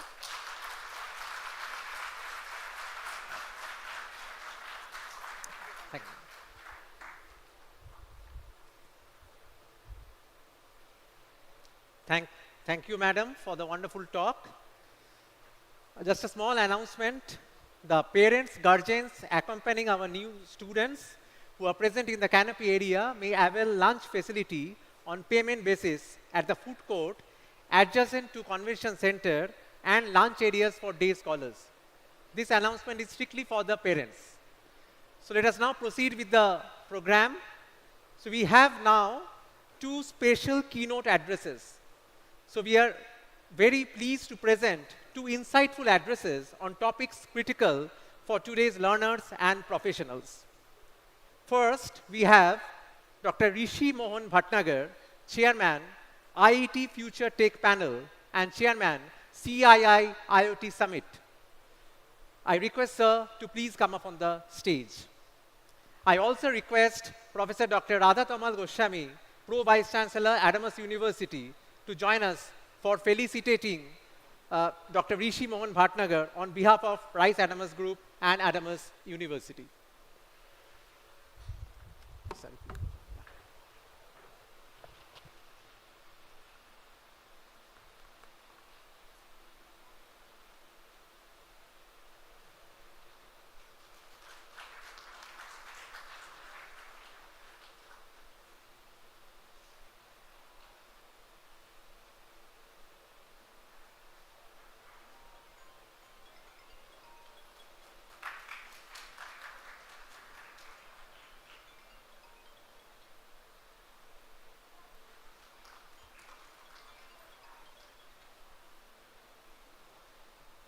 Sir will be speaking on entrepreneurship in the AI world. Over to you, sir.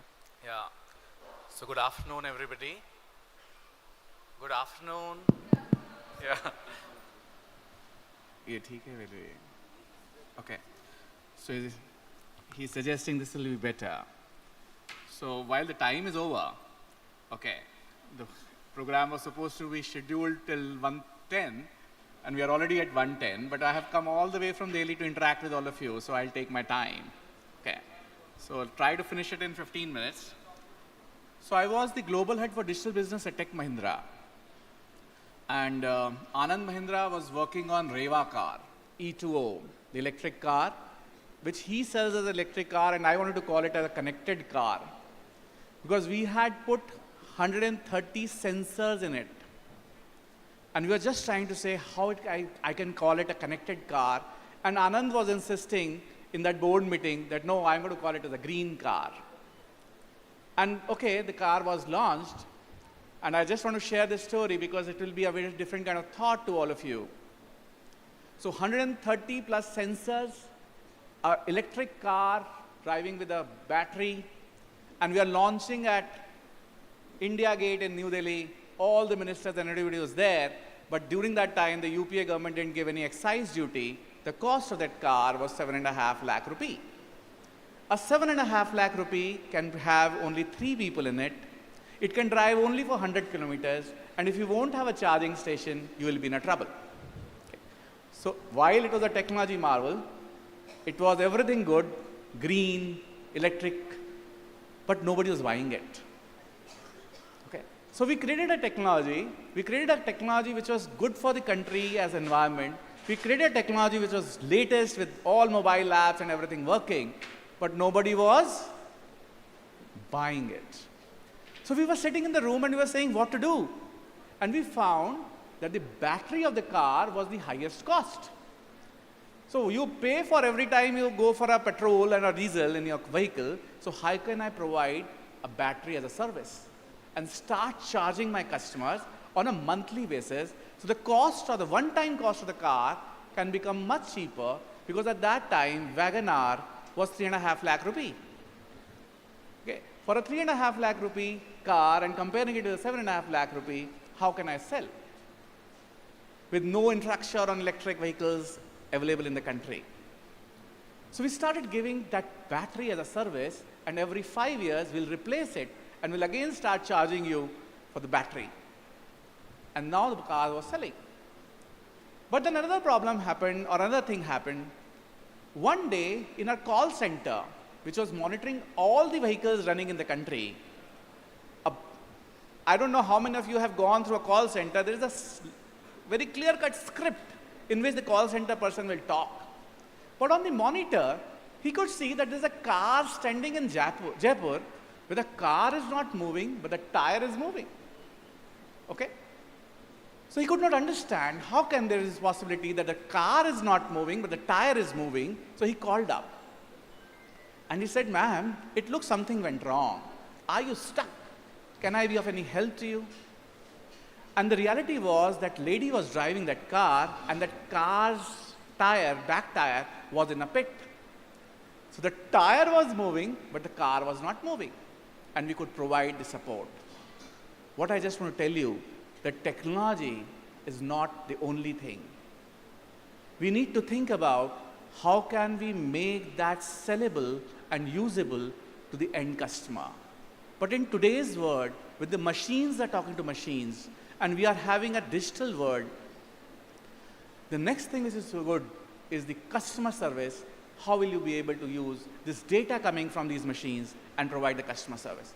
So it's technology, it's the business model, and it's the customer service. All these three things together will be able to help you to grow your business.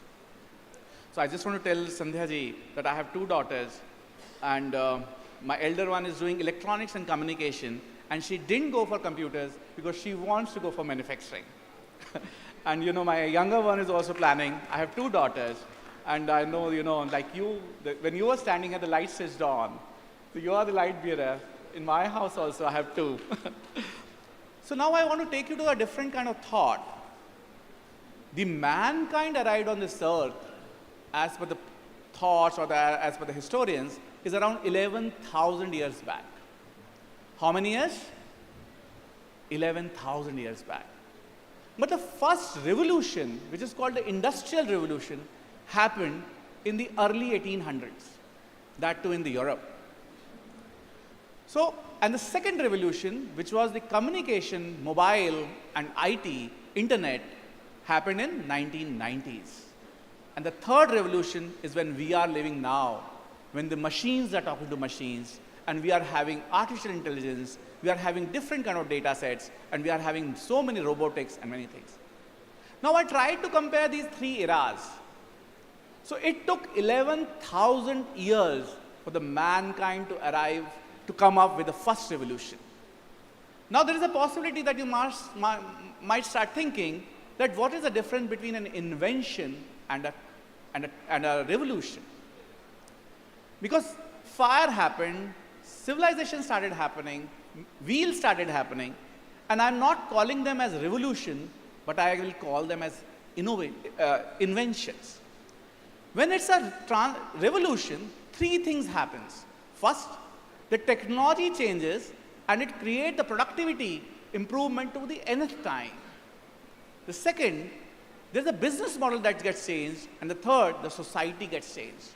Okay? When all these three things happen, then it is called a revolution. Otherwise, it's an invention.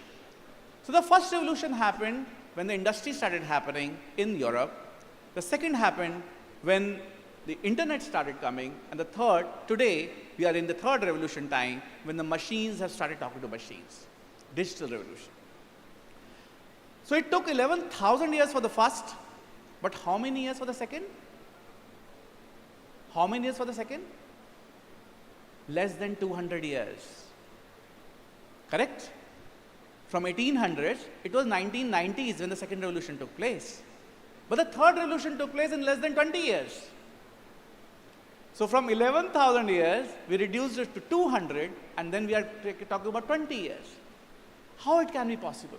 It is possible because the human brain is maturing much faster. And because the human brain is maturing much faster, I can guarantee some of us sitting in this room, parents and some of the faculty members, we have seen two revolutions. And most of you have arrived when the third revolution has already started.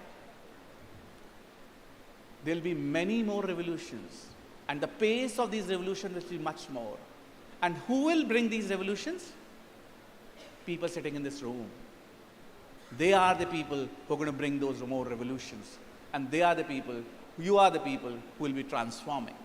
Now if I start comparing these three, during the first revolution, we were under the British rule. So when the factories started in Nottingham in England, nobody was telling us here in India that factory lagegi, you will lose your job. So all those charkha wala continued the charkhas, and suddenly there was. So nobody was skilling us, nobody was training us, nobody was telling us that something is happening and you will be losing your job. During the second revolution, we had our own government, and the current IT revolution is part of it. And today is the third revolution. As Sanjeev ji said, 108 unicorns is the part of that third revolution. Okay. But let us focus on the second revolution again. We spoke about Satya Nadella. We also know who is the Google CEO? Who is the CEO of Google? Sundar Pichai. Correct? When did they leave India? They left India during the second revolution. And even today, if you're going to see Apple, Cisco, SAP, you'll find all of them. In their leadership team, there are people who have gone out of a country during the time of the second revolution. Why did they leave? Because at that time, we could not provide Satya Nadella, Sundar Pichai, and leadership at that time, the young entrepreneurial minds to create something like, Microsoft in India. We didn't give them time and the resources to create Google in India. And that's why that happened there.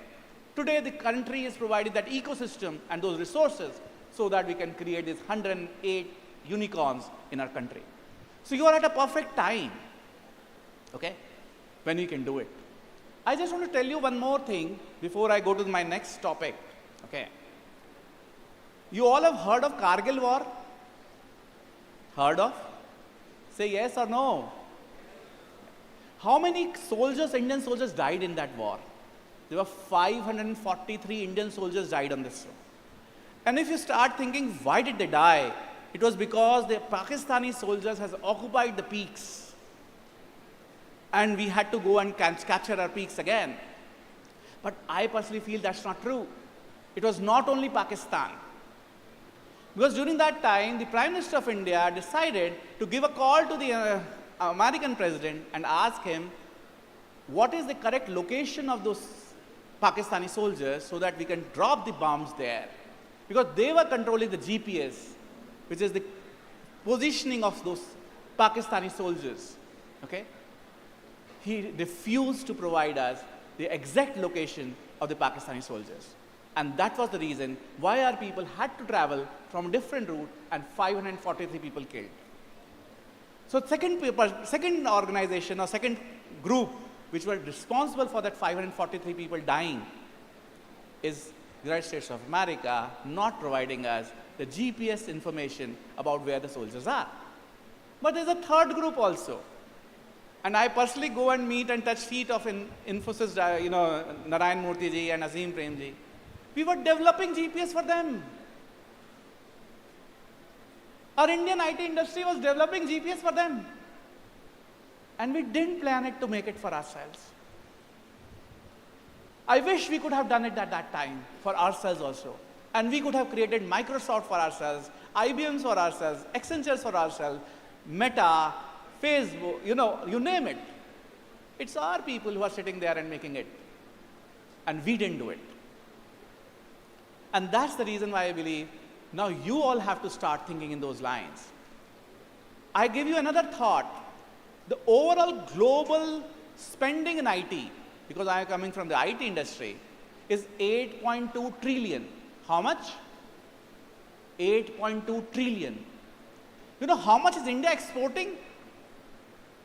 As per NASSCOM, it is 200 billion. Out of 8.2 trillion, how much are we exporting? Only 200 billion. So the first question is, should we feel happy about that the second revolution, we are the SI country of the world?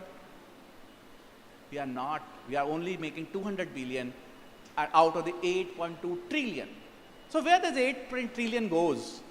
8 trillion goes for every laptop you buy, you pay 10,000 rupees to Microsoft for Windows. For every mobile you buy, you give some money for Google for Android. For every base platform comes from the United States or from Europe or from somebody, and we are just somebody who's making some apps on it. Now it's time when the country has started working on the UPI, which is our platform for financial transactions.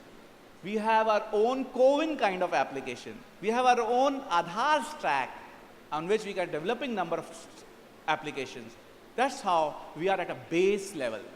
And when we think about, Sandhya ji was talking about the components. I was Lawam International's R&D and innovation head, and the electronic manufacturing used to run from me. We started working on each and every component and how that component can be manufactured in India. And for a feature phone, the whole design used to happen from India, and 70 to 80% of the components you are able to develop in our country.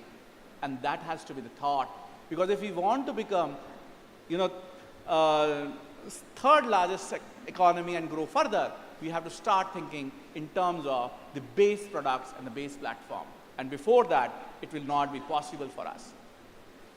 And that's what the thought should be for the future entrepreneurs, that we have to start thinking in the long-term sustainable revenues and not on the quick, risk-free profits, which maybe the IT industry of the country were doing, not thinking about a long-term sustainable revenue like Microsoft or Google. And they were thinking about how can I get my people build and get my more profitable work without any risk.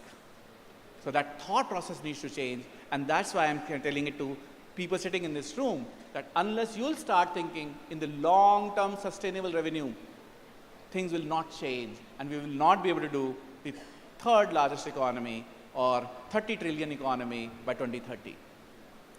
Now I want to tell you more about the artificial intelligence and what I am trying to do and many of us will be doing. Okay? When you think about artificial intelligence, there are 3-4 components. First is the data set. Second is the large language models, and then you compute and produce some results. If you go to ChatGPT and you're going to ask them, who was the founder of the atomic theory? They will say there was a person called John McCarthy or some other name from United Kingdom who worked in 1786 or some other year like 1800s who come out with the atomic theory. Okay? But we are creating something called a Bharatiya GPT with our own data sets, with our own LLM models, and which will be launched by the Honorable Prime Minister whenever the date will be. In the month of September, we are trying to launch it. When you ask the same question to Bharatiya GPT, it will tell you that 2,600 years back, there was somebody called Maharishi Karnad. Maharishi Karnad, in this particular text, in this particular shlok, wrote about this, which is the atomic theory, and the start of the atomic theory. It's a time for us to correct the narratives. It's time for us to tell the whole world about our history, our research, and our information, which has been lying everywhere, and we need to let the world know who we were and where we will be. We were the Vishwaguru, we are going to become the Vishwaguru, and there's nobody who can stop us because now there's a passion, now there's a leadership available to do that.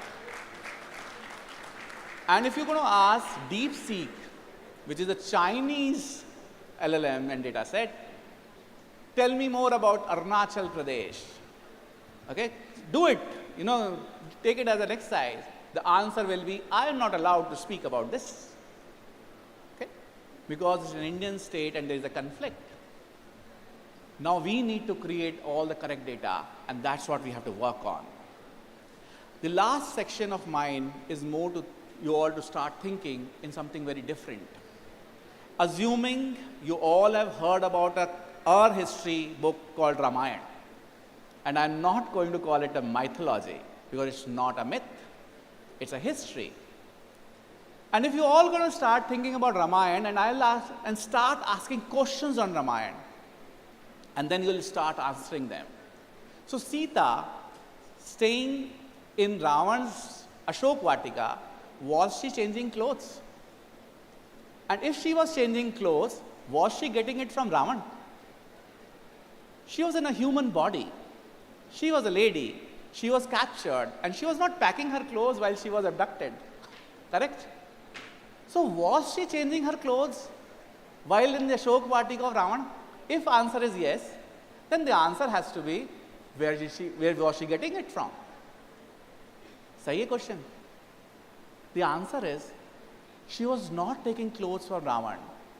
Because when they started the journey towards Vanvas, they had gone to the Bharadwaj Rishi's ashram in Prayagraj, where Atri Rishi's wife, Ansuya, had given her Divya Vastra, a technology-enabled textile, which could last for 14 years without getting dirty or without getting torn.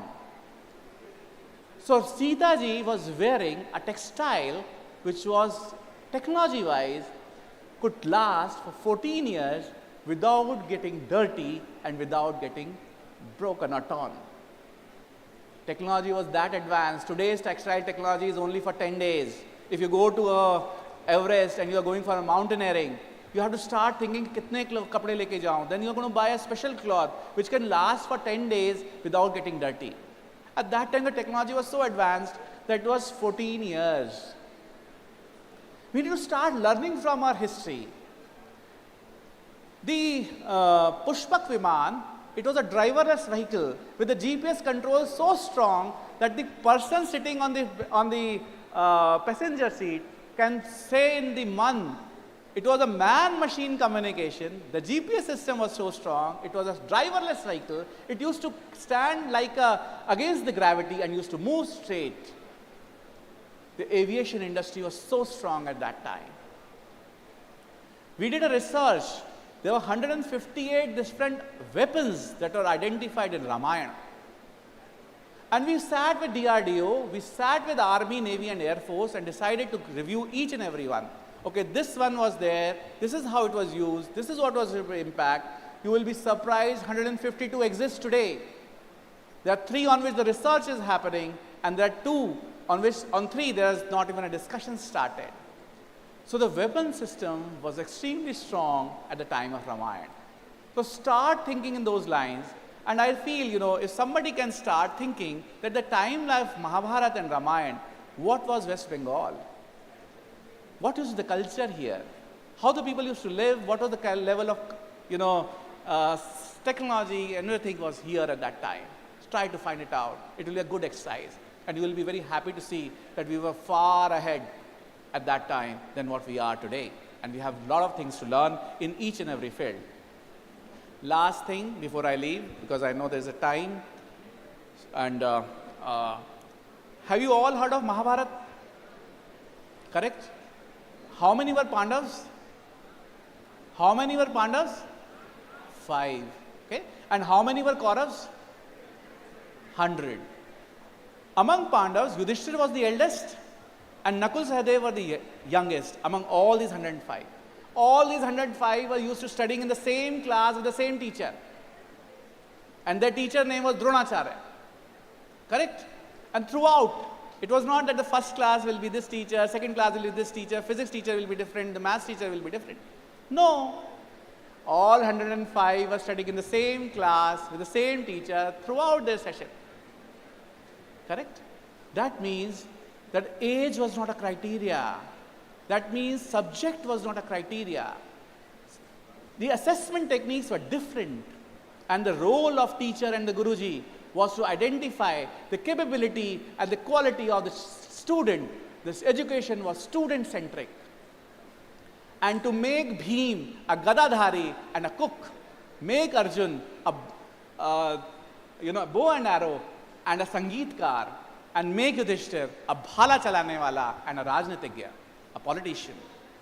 Correct? So as Sandhya ji as well as Sanjeev ji said, that you have to work on your capabilities and you have to see what you want to do.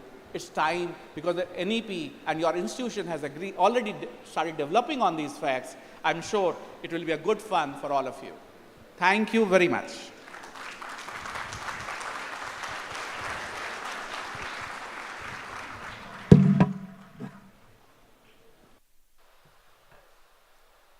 Thank you so much, sir.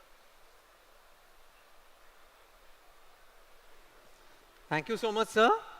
Now let us proceed with the second keynote address.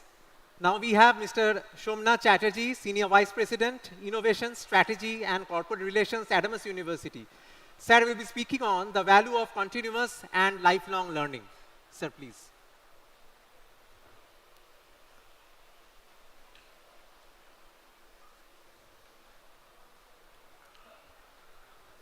First of all, let me welcome all the students and their parents to Adamas University. Have a wonderful time here. I wish all of you excel in your life, and more than that, be a human being. Manusha, that is most important. I am not an academician. I started my career with TCS. When I left, I was the utilities vertical owner, globally managing all the accounts from Australia to Canada, starting my work at 6 in the morning, ending at 10. Then I joined Capgemini as the center head Kolkata and energy and utilities head globally. Then finally I was MD and CEO of Weber Technology, which is the IT wing of state government.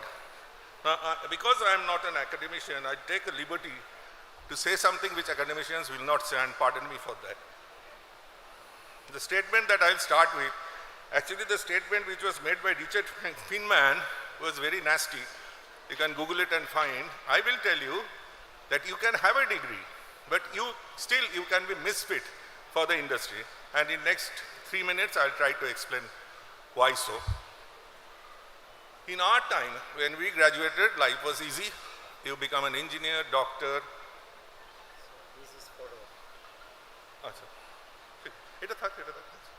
No, first slide. You push that. Sir, this one back. This fine. So life was easy. a technology would last for 6 years, 7 years, 10 years. So what I learned today, I can live with it for 10 years, but not anymore. You're in a world where technology changes maybe every 6 months, and you have to be on your toes. Over here, I have chosen 4 logos. I don't know how many of you would recollect what these logos are. First one is Nokia. Nokia was #1 in mobile in 80s and early 90s. They had 70% of the market share. Now, being a leader, they were reluctant to change. And when digital phone came in, when Samsungs were coming up, they thought they did not change their strategy. And hence, they had to file 12th chapter. Similarly, Kodak.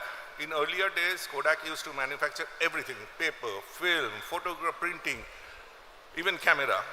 Now again, when Sony's and Samsung's came up with the digital camera, they thought that a professional photographer would stick to a traditional camera. Again, they got wiped out. BlackBerry. The bottom left logo, right logo is BlackBerry. It had a superb integration with emails. And they thought that every office goer would not leave BlackBerry. Again, they were wrong. Last one is Blockbuster. I don't know how many of you know. They used to rent out movie cassettes in USA. For $99, they would rent out quite a few. It was a huge network. Again, they got perished when the streaming like Amazon started, Netflix started, they got wiped out. So these are the industries which did not change with time, they did not adopt technology, and they were wiped out. Now I'll come to few more organizations. I'll not go through all because it will take some time.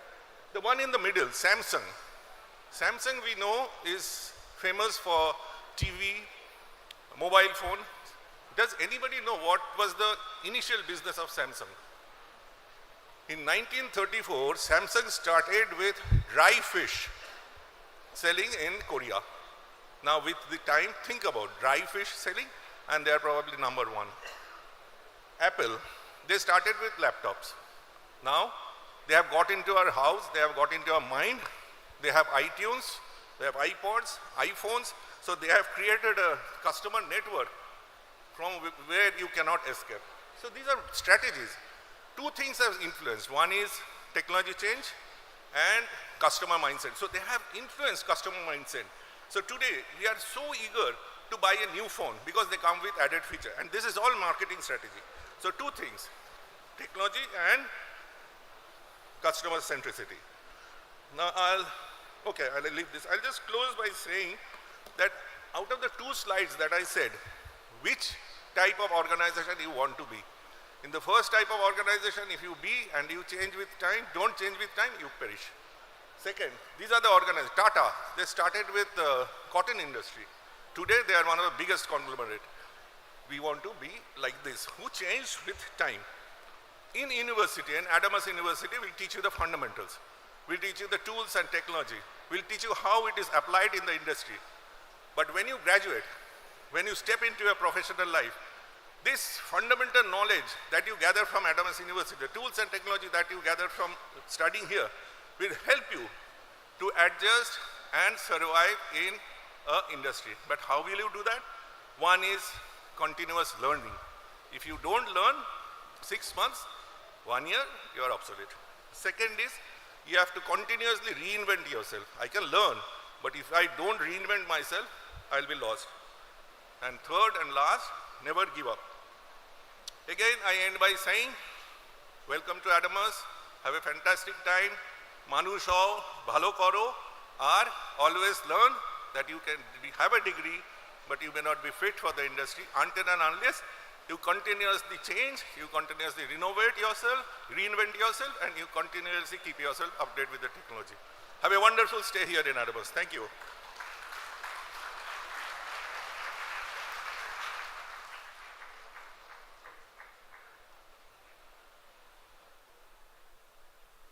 Thank you. Thank you so much, sir.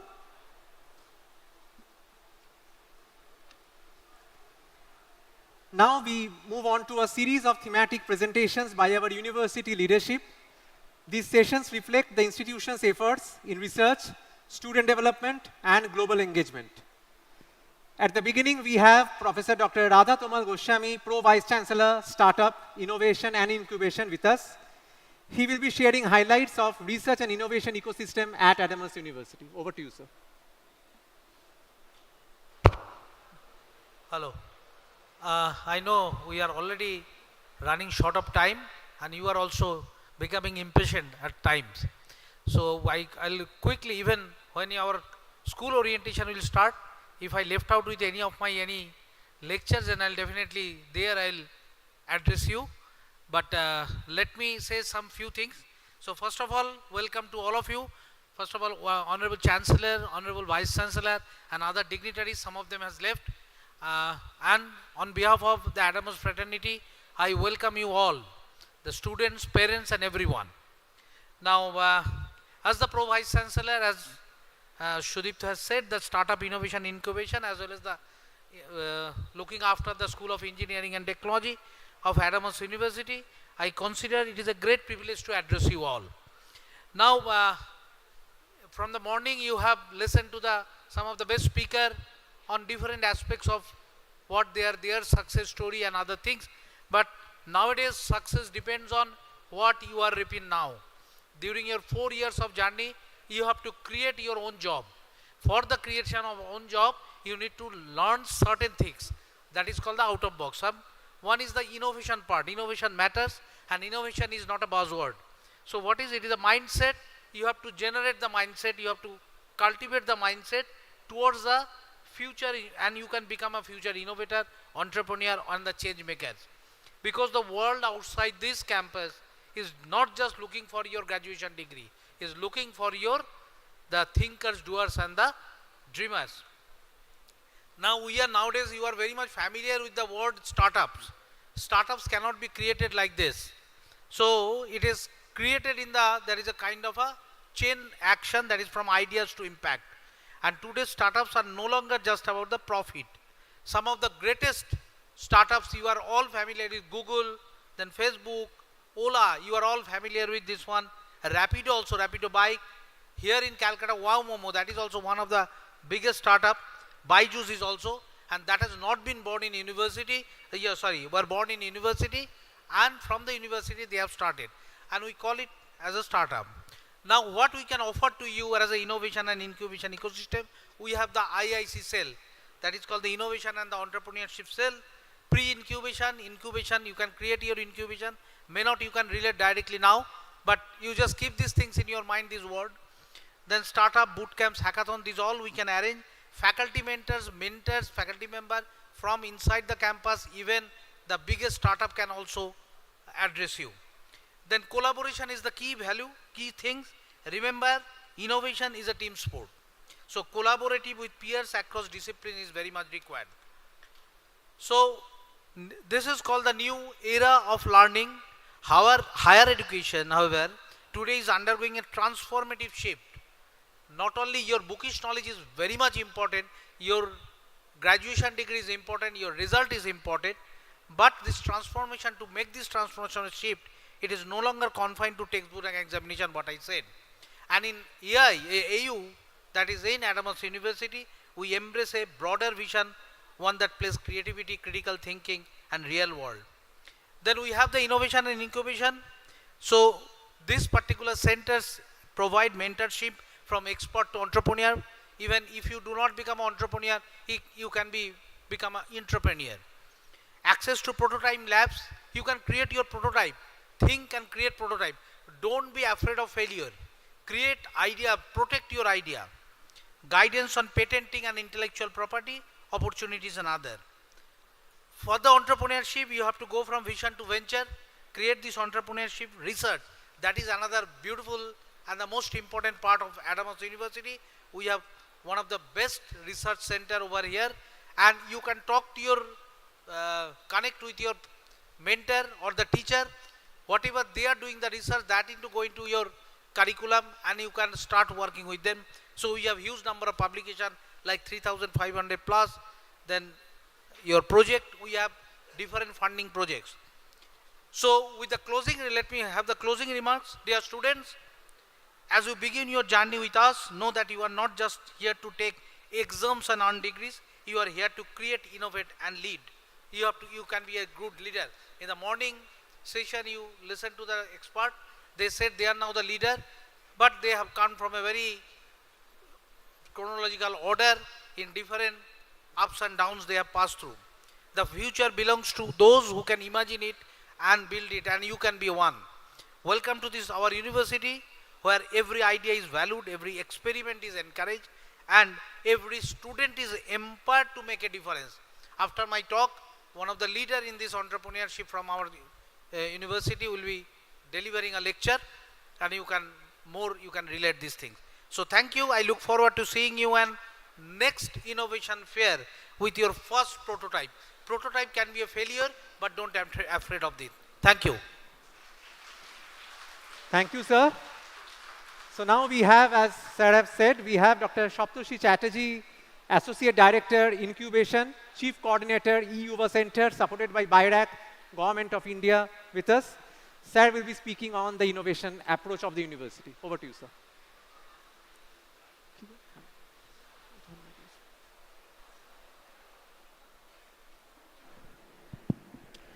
Good afternoon, everyone. Loudly, good afternoon, everyone. Lot better. So I know that I am not standing between the students and the backdrop. Actually, I am standing between you and your lunch. So I am just going to tell you 4 or 5 things that we do at the university and how we can help you out. So it starts with the question, how many of you fear failure? Raise your hands. You are fearful of your failure, right? Anyone who likes to fail? Perhaps not. So that is something we do differently. That is, we encourage you to fail. But I can see some sparkling eyes. Oh my God, I am encouraged to fail. But read the full sentence which says, we encourage you to fail provided you do something new. So get ready to do something new. How many of you want a job? I think the placement in charge is sitting right in front. I will ask him to take a look that many hands are raised that you want to get a job, right? And we discourage. So what do? We do not just create job seekers, we also create job givers. And by the word job givers, we mean we want to create entrepreneurs who will not just be dependent on getting a job, but will create job opportunity for others. How many of you have problems? Raise your hand. Great. So the entire audience have a problem, right? So just imagine, I charge you 1 rupee for the solution. 1 rupee, just 1 rupee for the solution. How many of you are ready to pay me 1 rupee for a solution of a problem that you have? Yes? Just 1 rupee. Oh, great.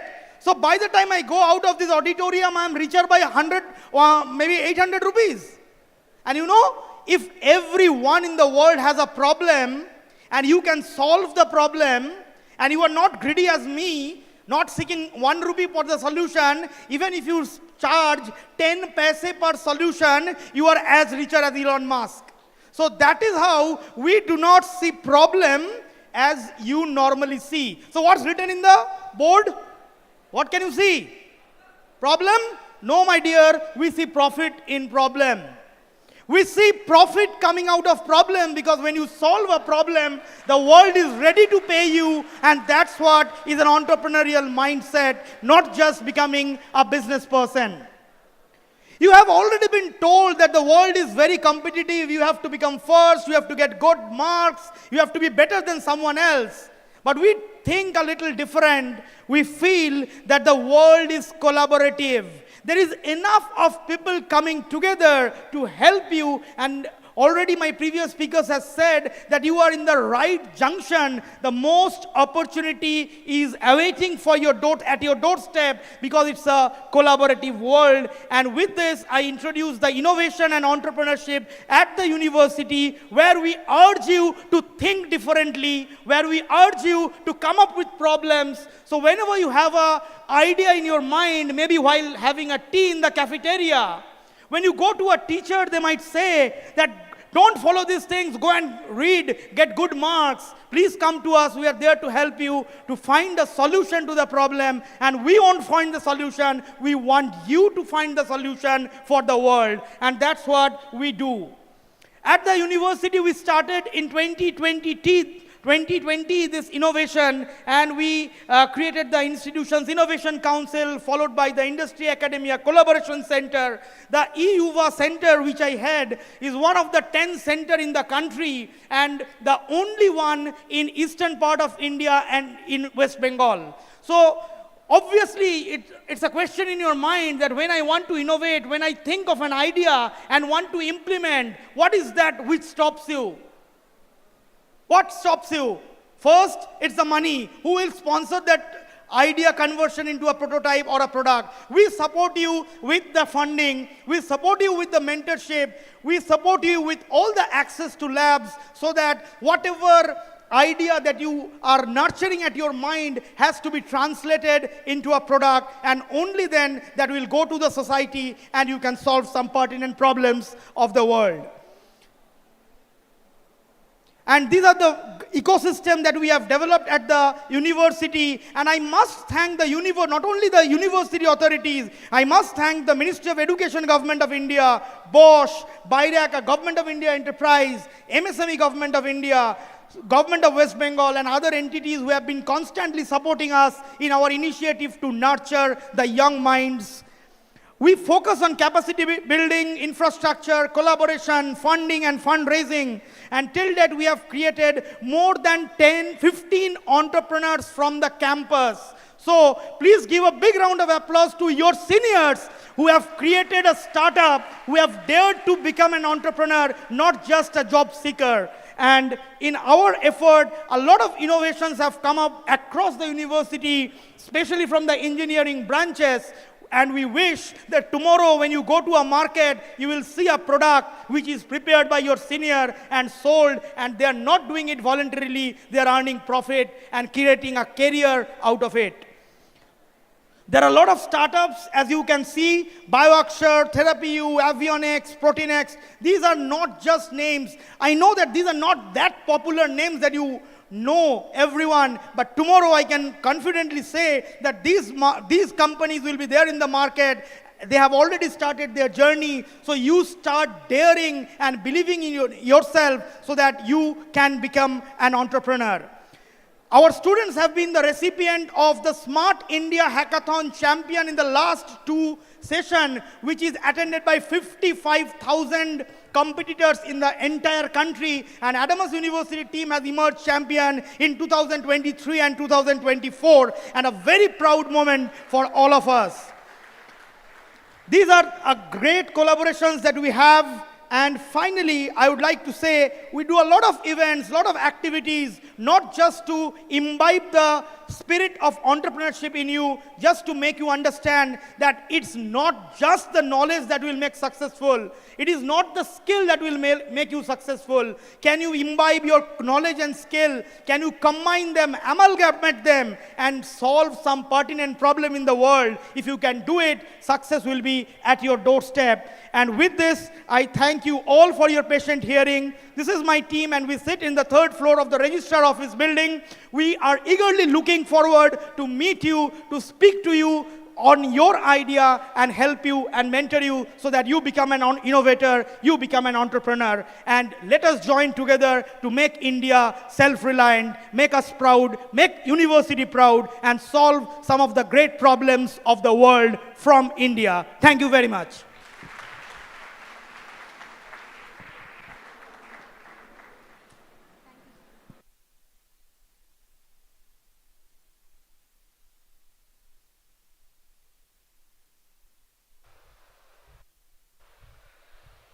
Thank you so much, sir. Our next presentation will be on Campus to Corporate Industry Landscape by Mr. Obhijit Giri, Senior Vice President, Career Development Center, Skill and Consultancy and Group Outreach, and Director, Alumni Relations. Over to you, sir.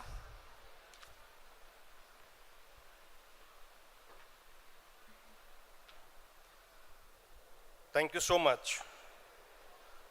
Thank you so much, madam, and thanks for giving me the opportunity. Very good afternoon. Very hungry, I understand. So I won't take much of your time. I would like to try to conclude within 2-3 minutes. Though I have many things to say, but let's conclude it in 2-3 minutes because I don't want to disturb your lunch. The very important couple of points that I want to say to all of you. The reason being, I am standing in a position, standing in a situation where it's very difficult one side and other side is very easy. It's very easy because my previous speakers has covered almost all things that I supposed to say, at least philosophically. Second, it's very difficult for me. One is lunch. Second, so versatile and so important power bank speaker already given their thoughts and insightful discussion. I am finding the points what to say and what not to say. However, let me quickly take you through a very small presentation. I am not just skipping it. I represent Career Development Center. I think ये बहुत ही important बात जो पहले आप सभी को पता होगा, because the time you and your parents came to the campus for inquiring what Adamas University is all about, why should I take admission in Adamas University? I think the first question and the last question, I am sure that you again and again asked to the counselor, what is going to happen after completion of my program or after completion of 4 years of my journey in Adamas University? What kind of industry comes in our campus to recruit us? What is the placement percentage? What is the quality of job that I can get from the Adamas University? So I believe this is the first and last question, and there is no wrong, because the hard-earned money that parents are investing on you, I think that they should have all rights to answer this question, that what is best possible career opportunity that you are get from this university. CDC, Career Development Center, represent the whole career aspiration of yours, be it higher studies, be it government job, be it corporate jobs. We are the answer for that. And I sincerely urge to all of you, do visit CDC, discuss in detail what exactly you want to do in your life. I just want to, to do that, there are many offices, not in India, even in abroad, so you have opportunity, even that international opportunities. But before that, I just would like to take you through a very small couple of points which are very, very important for all of you. As because our country is growing economically, we are the 4th largest economy at this stage, aspiring to become the 3rd largest economy very soon. If you look at 7.5%, if our, the approximately economy grow by 7.5% in Q1 2025, and it's still growing. Most important part, if you look at approximately 340 million jobs created in recent past, particularly in MSME sector. Many of you know that MSME sector and many jobs opportunities are there. If you look at the Make in India and production linked incentive plan and policies of the government of India is creating lot of opportunities, not only in Bengal, rather across the world. And most surprising one policy that I would like to say here, Sanjeev ji was here, I supposed to actually discuss with him also, because the government of Karnataka has adopted the new draft policy, and this policy is going to create 500 new GCC in Karnataka itself. He invited all of us to be in Karnataka. I'm sure that all of you will go there and see the infrastructure there. I just want to register myself in the 2 very important slides. I request once again to have a look of this slide very carefully. what does the industry look for? Industry is looking the hyper competitive organization mindset. It is not our parents' time. The industry is very simple. Now industry is a hyper competitive, not even competitive, it's a hyper competitive. Second, industry is looking for hustling mindset. You always need to ready to do something. You are bound to fail. We encourage to fail, but do not leave the try. Try again and again. Fail, again try, fail, again try. Then only you can do this. Hustling environment mindset is very important. What impact that you want to bring into the table by the means of skill set that you have. And the skill set, which is very, very important. It is no theoretical knowledge anymore is important during our time. We are more and more focused on the skill, only the theoretical knowledge. But now the industry is looking for absolute skill that you have, what you can bring in the table. And the last and very important point that industry is looking for, since all of here is from School of Engineering and Technology, my experience says that engineering students always ask the question that I am going to be into the factory, I am going to be into the IT organization, what is the importance of communication skill and personality skill? And I don't want to get into, to learn the personality development and communication skill. But my dear friends, please understand, without communication and personality, without communication and your soft skill, you are no longer, how brilliant you are no longer eligible to be a good industry. And for that, CDC as a whole, in the university, what we are doing, the most important things that we are doing is, please believe from now itself, career is absolutely discipline independent. That is the first line that you please start believing now. Career is absolutely discipline independent. You may study civil engineering, but your job may be in the TCS, IBM, Wipro, Infosys, in the IT companies. So there is absolutely career independent. Second, uplearn and relearn is very, very important. You have to forget something and you have to learn something. Last very important point, geek academia is a new word that you need to understand.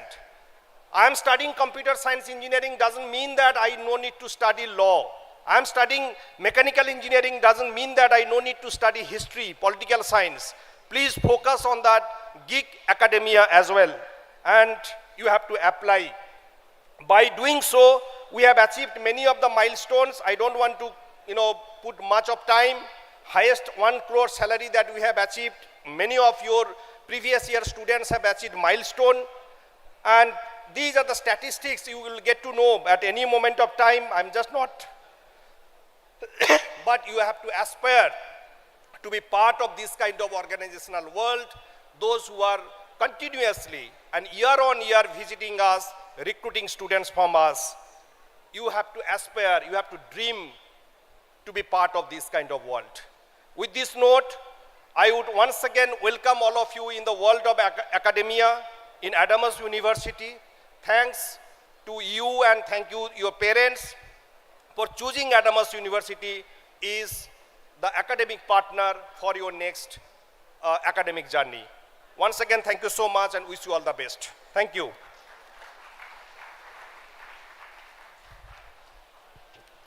Thank you, sir, for the industry induction overview.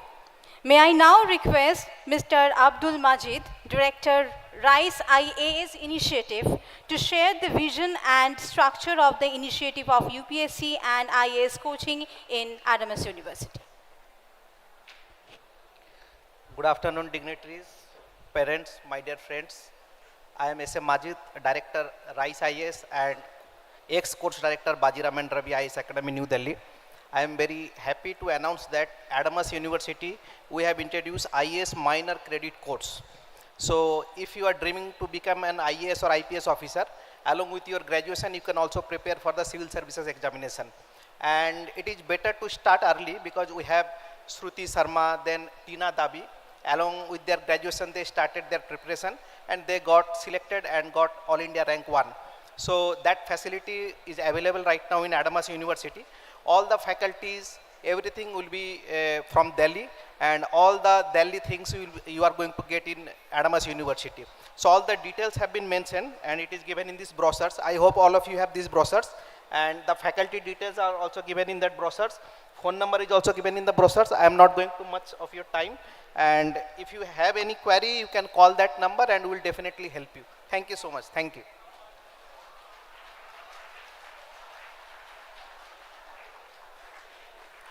Thank you, sir. To inform you about the student clubs and co-curricular engagement at Adamas University, may I now request Dr. Snehamonju Basu, Director, IQAC and Dean, Student and Cultural Affairs, to address all of you. Please, ma'am.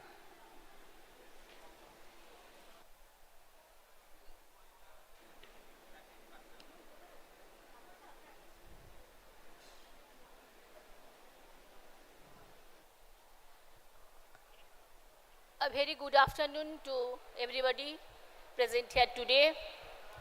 On behalf of the Student Affairs Department, as a Dean of Student Affairs, I welcome you all in this auspicious day.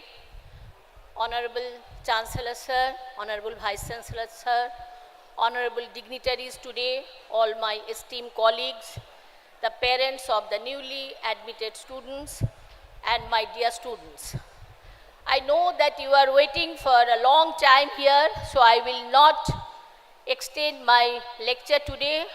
I will just quickly give you some idea about the student activities and student clubs here which exist in Adamas University. At the onset of today's program, I think you all enjoyed the beautiful song Saraswati Bandana and the beautiful dance performed by our students. I hope that the next year, the first year students who have admitted today, you will participate in this beautiful program. You all know that in Adamas University, we have a student affairs department which have mainly 4 functions. One is student facilitation center, the club activities, students wellness centers, and students events. And the vision of this student facilitation center is to facilitate and resolve the issues of the students. You know that there are several issues which the students generally face during their staying in the universities. So to just providing important services under one roof to the students and to reduce the response time and to increase the satisfaction quotient among the student. It is the main activities. And the procedure is, we will make your query or issues from your university email to the Student Facilitation Center. Then SFC will acknowledge your mail within 12 hours.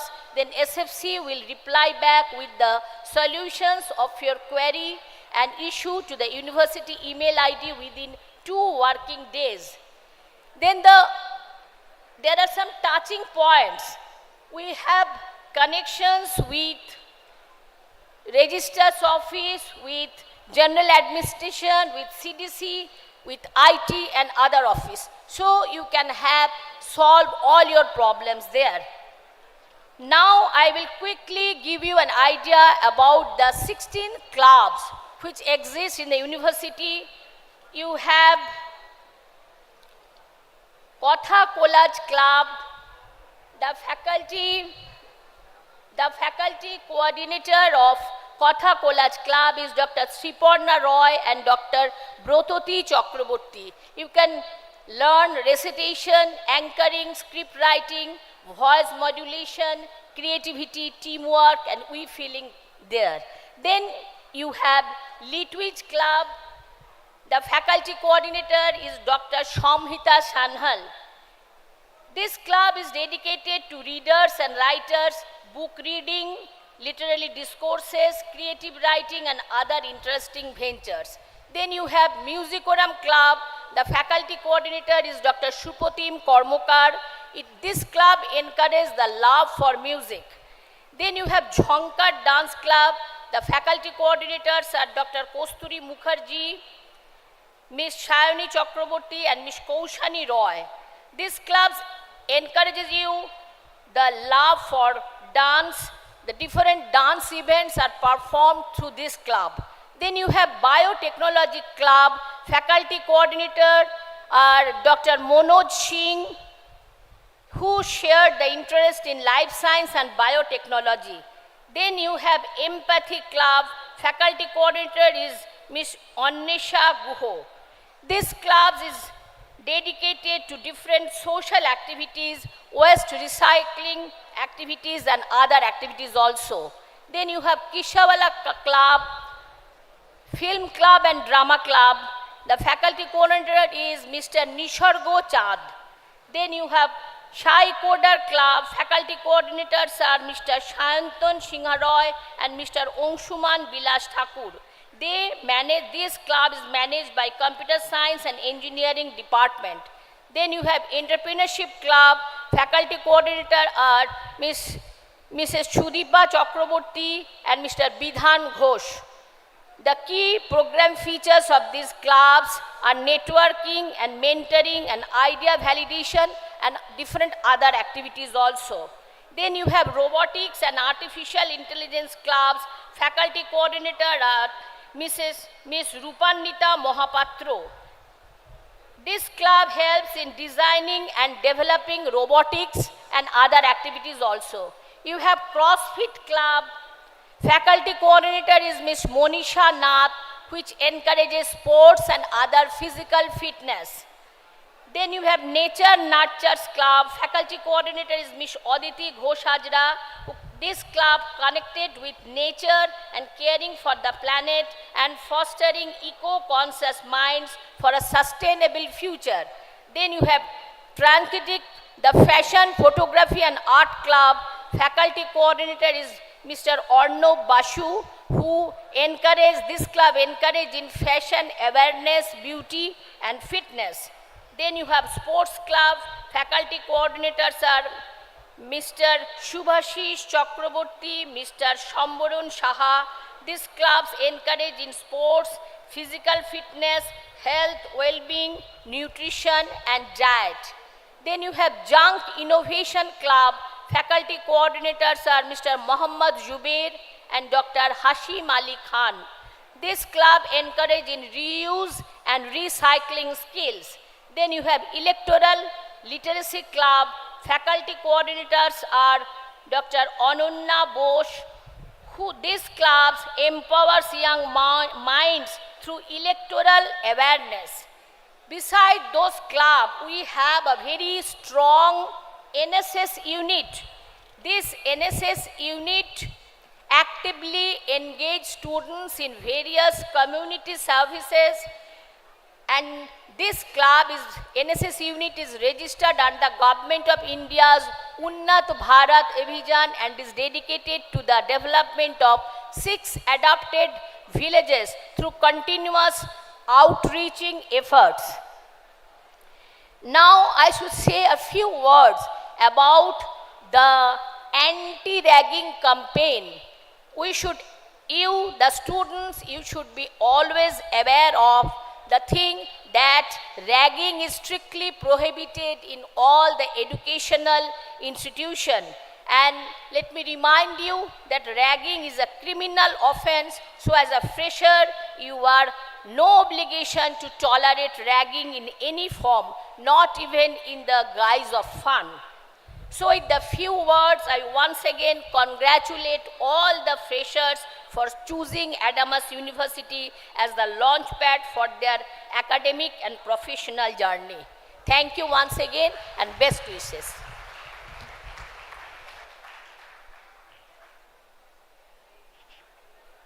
Thank you, ma'am, for highlighting the vibrant student life in Adamas University. Now I request Mr. Shubhayun Bhattacharya, Group Head HR, OSD, Office of the Registrar, and Joint Director, International Relations, for his deliberations about international relations and global opportunities.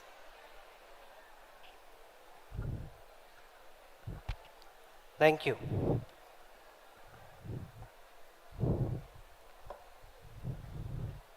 Good afternoon. Good afternoon, everyone. A very warm welcome to Adamas University. Since morning, you have been introduced to various departments that will shape and support your academic journey. Now, let me take you a step further beyond the boundaries of this campus into the world of global possibilities. And for that, I will take only 3 minutes of yours. My name is Shubhayan Bhattacharjee, and apart from my responsibilities as Group Head HR, I also serve the Department International Relations as Joint Director. We truly believe that the world is your classroom and your dreams deserve a global destination. With that, let's move on and meet the team behind these global initiatives. Behind every great opportunity is a great team, and the Department of International Relations at Adamas University is no exception. You have not asked for this. দরকার নেই। ওটা just চালিয়ে দাও, পরপর চলতে থাকো। Let me proudly introduce the team that drives our global vision forward.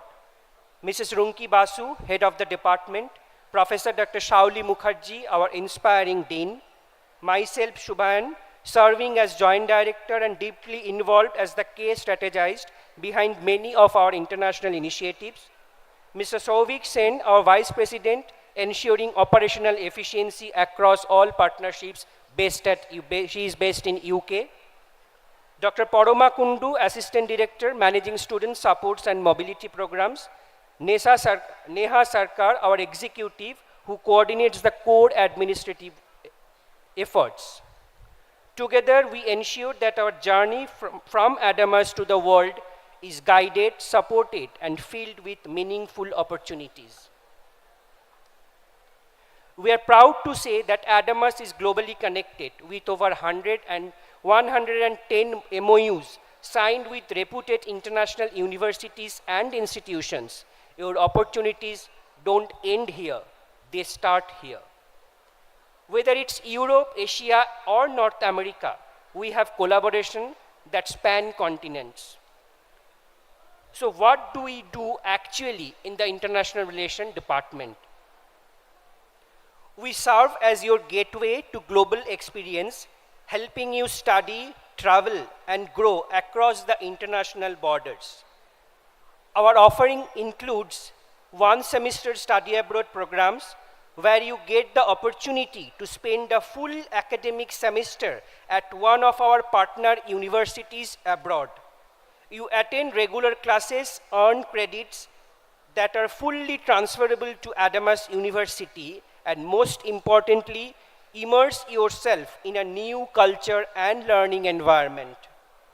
We also offer summer and winter schools, short-term academic and cultural programs held during vacations at top universities worldwide. For those aiming bigger, we have dual and twinning degree programs allowing you to complete part of your degree at Adamas and the rest at foreign universities. From outbound programs where you travel abroad to inbound programs where international students come here, we manage it all. And throughout this journey, our team is with you at every step, right from selecting the university, applying for visas, preparing for departure to ensure a smooth academic transition.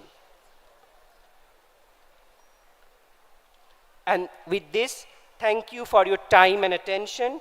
Remember, your journey at Adamas is just beginning and the world is waiting. We are here to guide you every step of the way. Let the journey begin towards becoming a true global citizen. Welcome you once again to Adamas University. Thank you.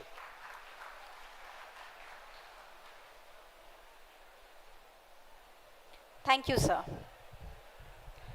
To officially conclude today's session, we now invite Professor Souvik Roy Choudhury registered Adamas University to deliver the vote of thanks.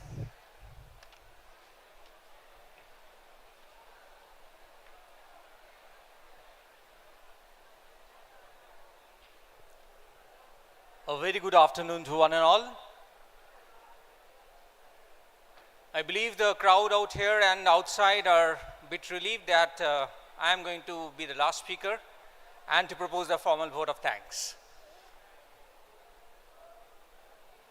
At the onset, I would like to congratulate you all to join the Adamas family and to formally offer the vote of thanks. I would start with the parents who have taken the pain to come to this campus today in a very inclement weather and sitting out there even outside AC. Thank you so much all the parents for posing faith on us and being so patient and cooperative with all of us. I must appreciate and acknowledge the contribution in everyone, but I must start with our Honorable Chancellor for his visionary leadership and undaunting spirit of exploring new avenues and adding feathers to the alma mater of this university. I must appreciate the presence and deepest regards to the time Honorable Vice Chancellor spent with all of you. And it's a privilege to hear him out once again. My sincere thanks to all the deans, HODs and faculties for making this event happen. Because it's not one day's event. You might have spent months for creating this, environment to make this orientation a gala event. I'm sincerely thankful to those who have put up all their efforts to arrange all the logistics, the transportation, the food, photography, everything. But a special thanks to those who have made this event a really different one with their insightful speeches, the speakers.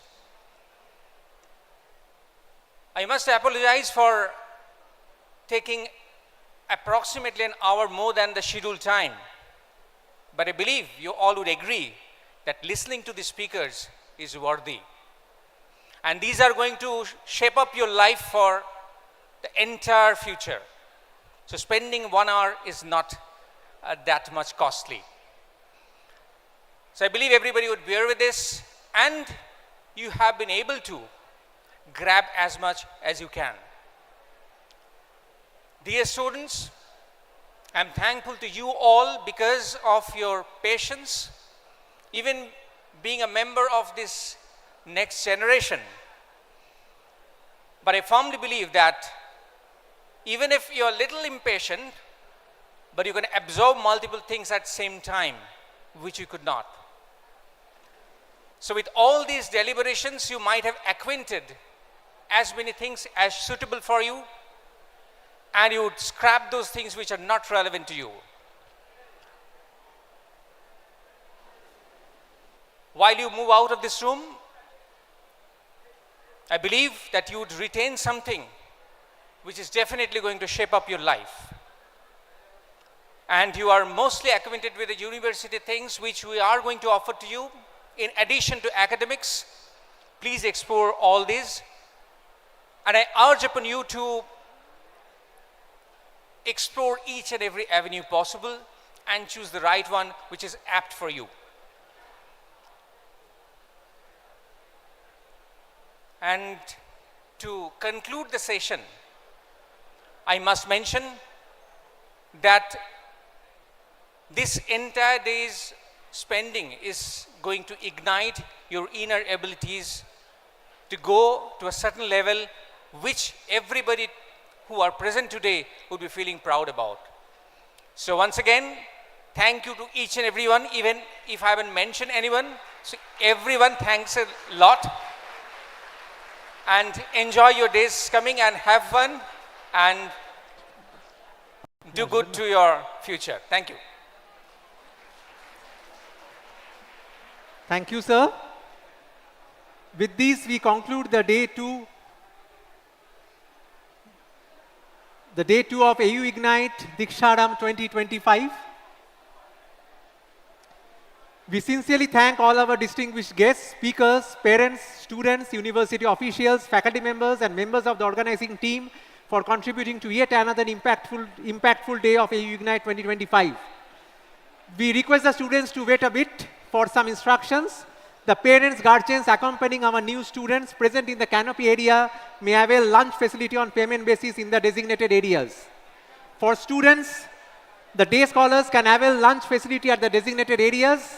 The hostelers can go to the food court adjacent to the convention center for lunch. But before that, we will be taking some group photographs in 4 batches. So we request the volunteers to kindly ensure in maintaining proper discipline while group photographs are taken. Also, one more instruction: once you complete your lunch, you are requested to assemble in this room for distribution of ID cards and other stuffs at 2:45 around. Dr. Devdatta Paul and Ms. Sagorika Ghosh will guide you for further proceedings. Group photographs will be taken in 4 batches. The volunteers are requested to guide the students.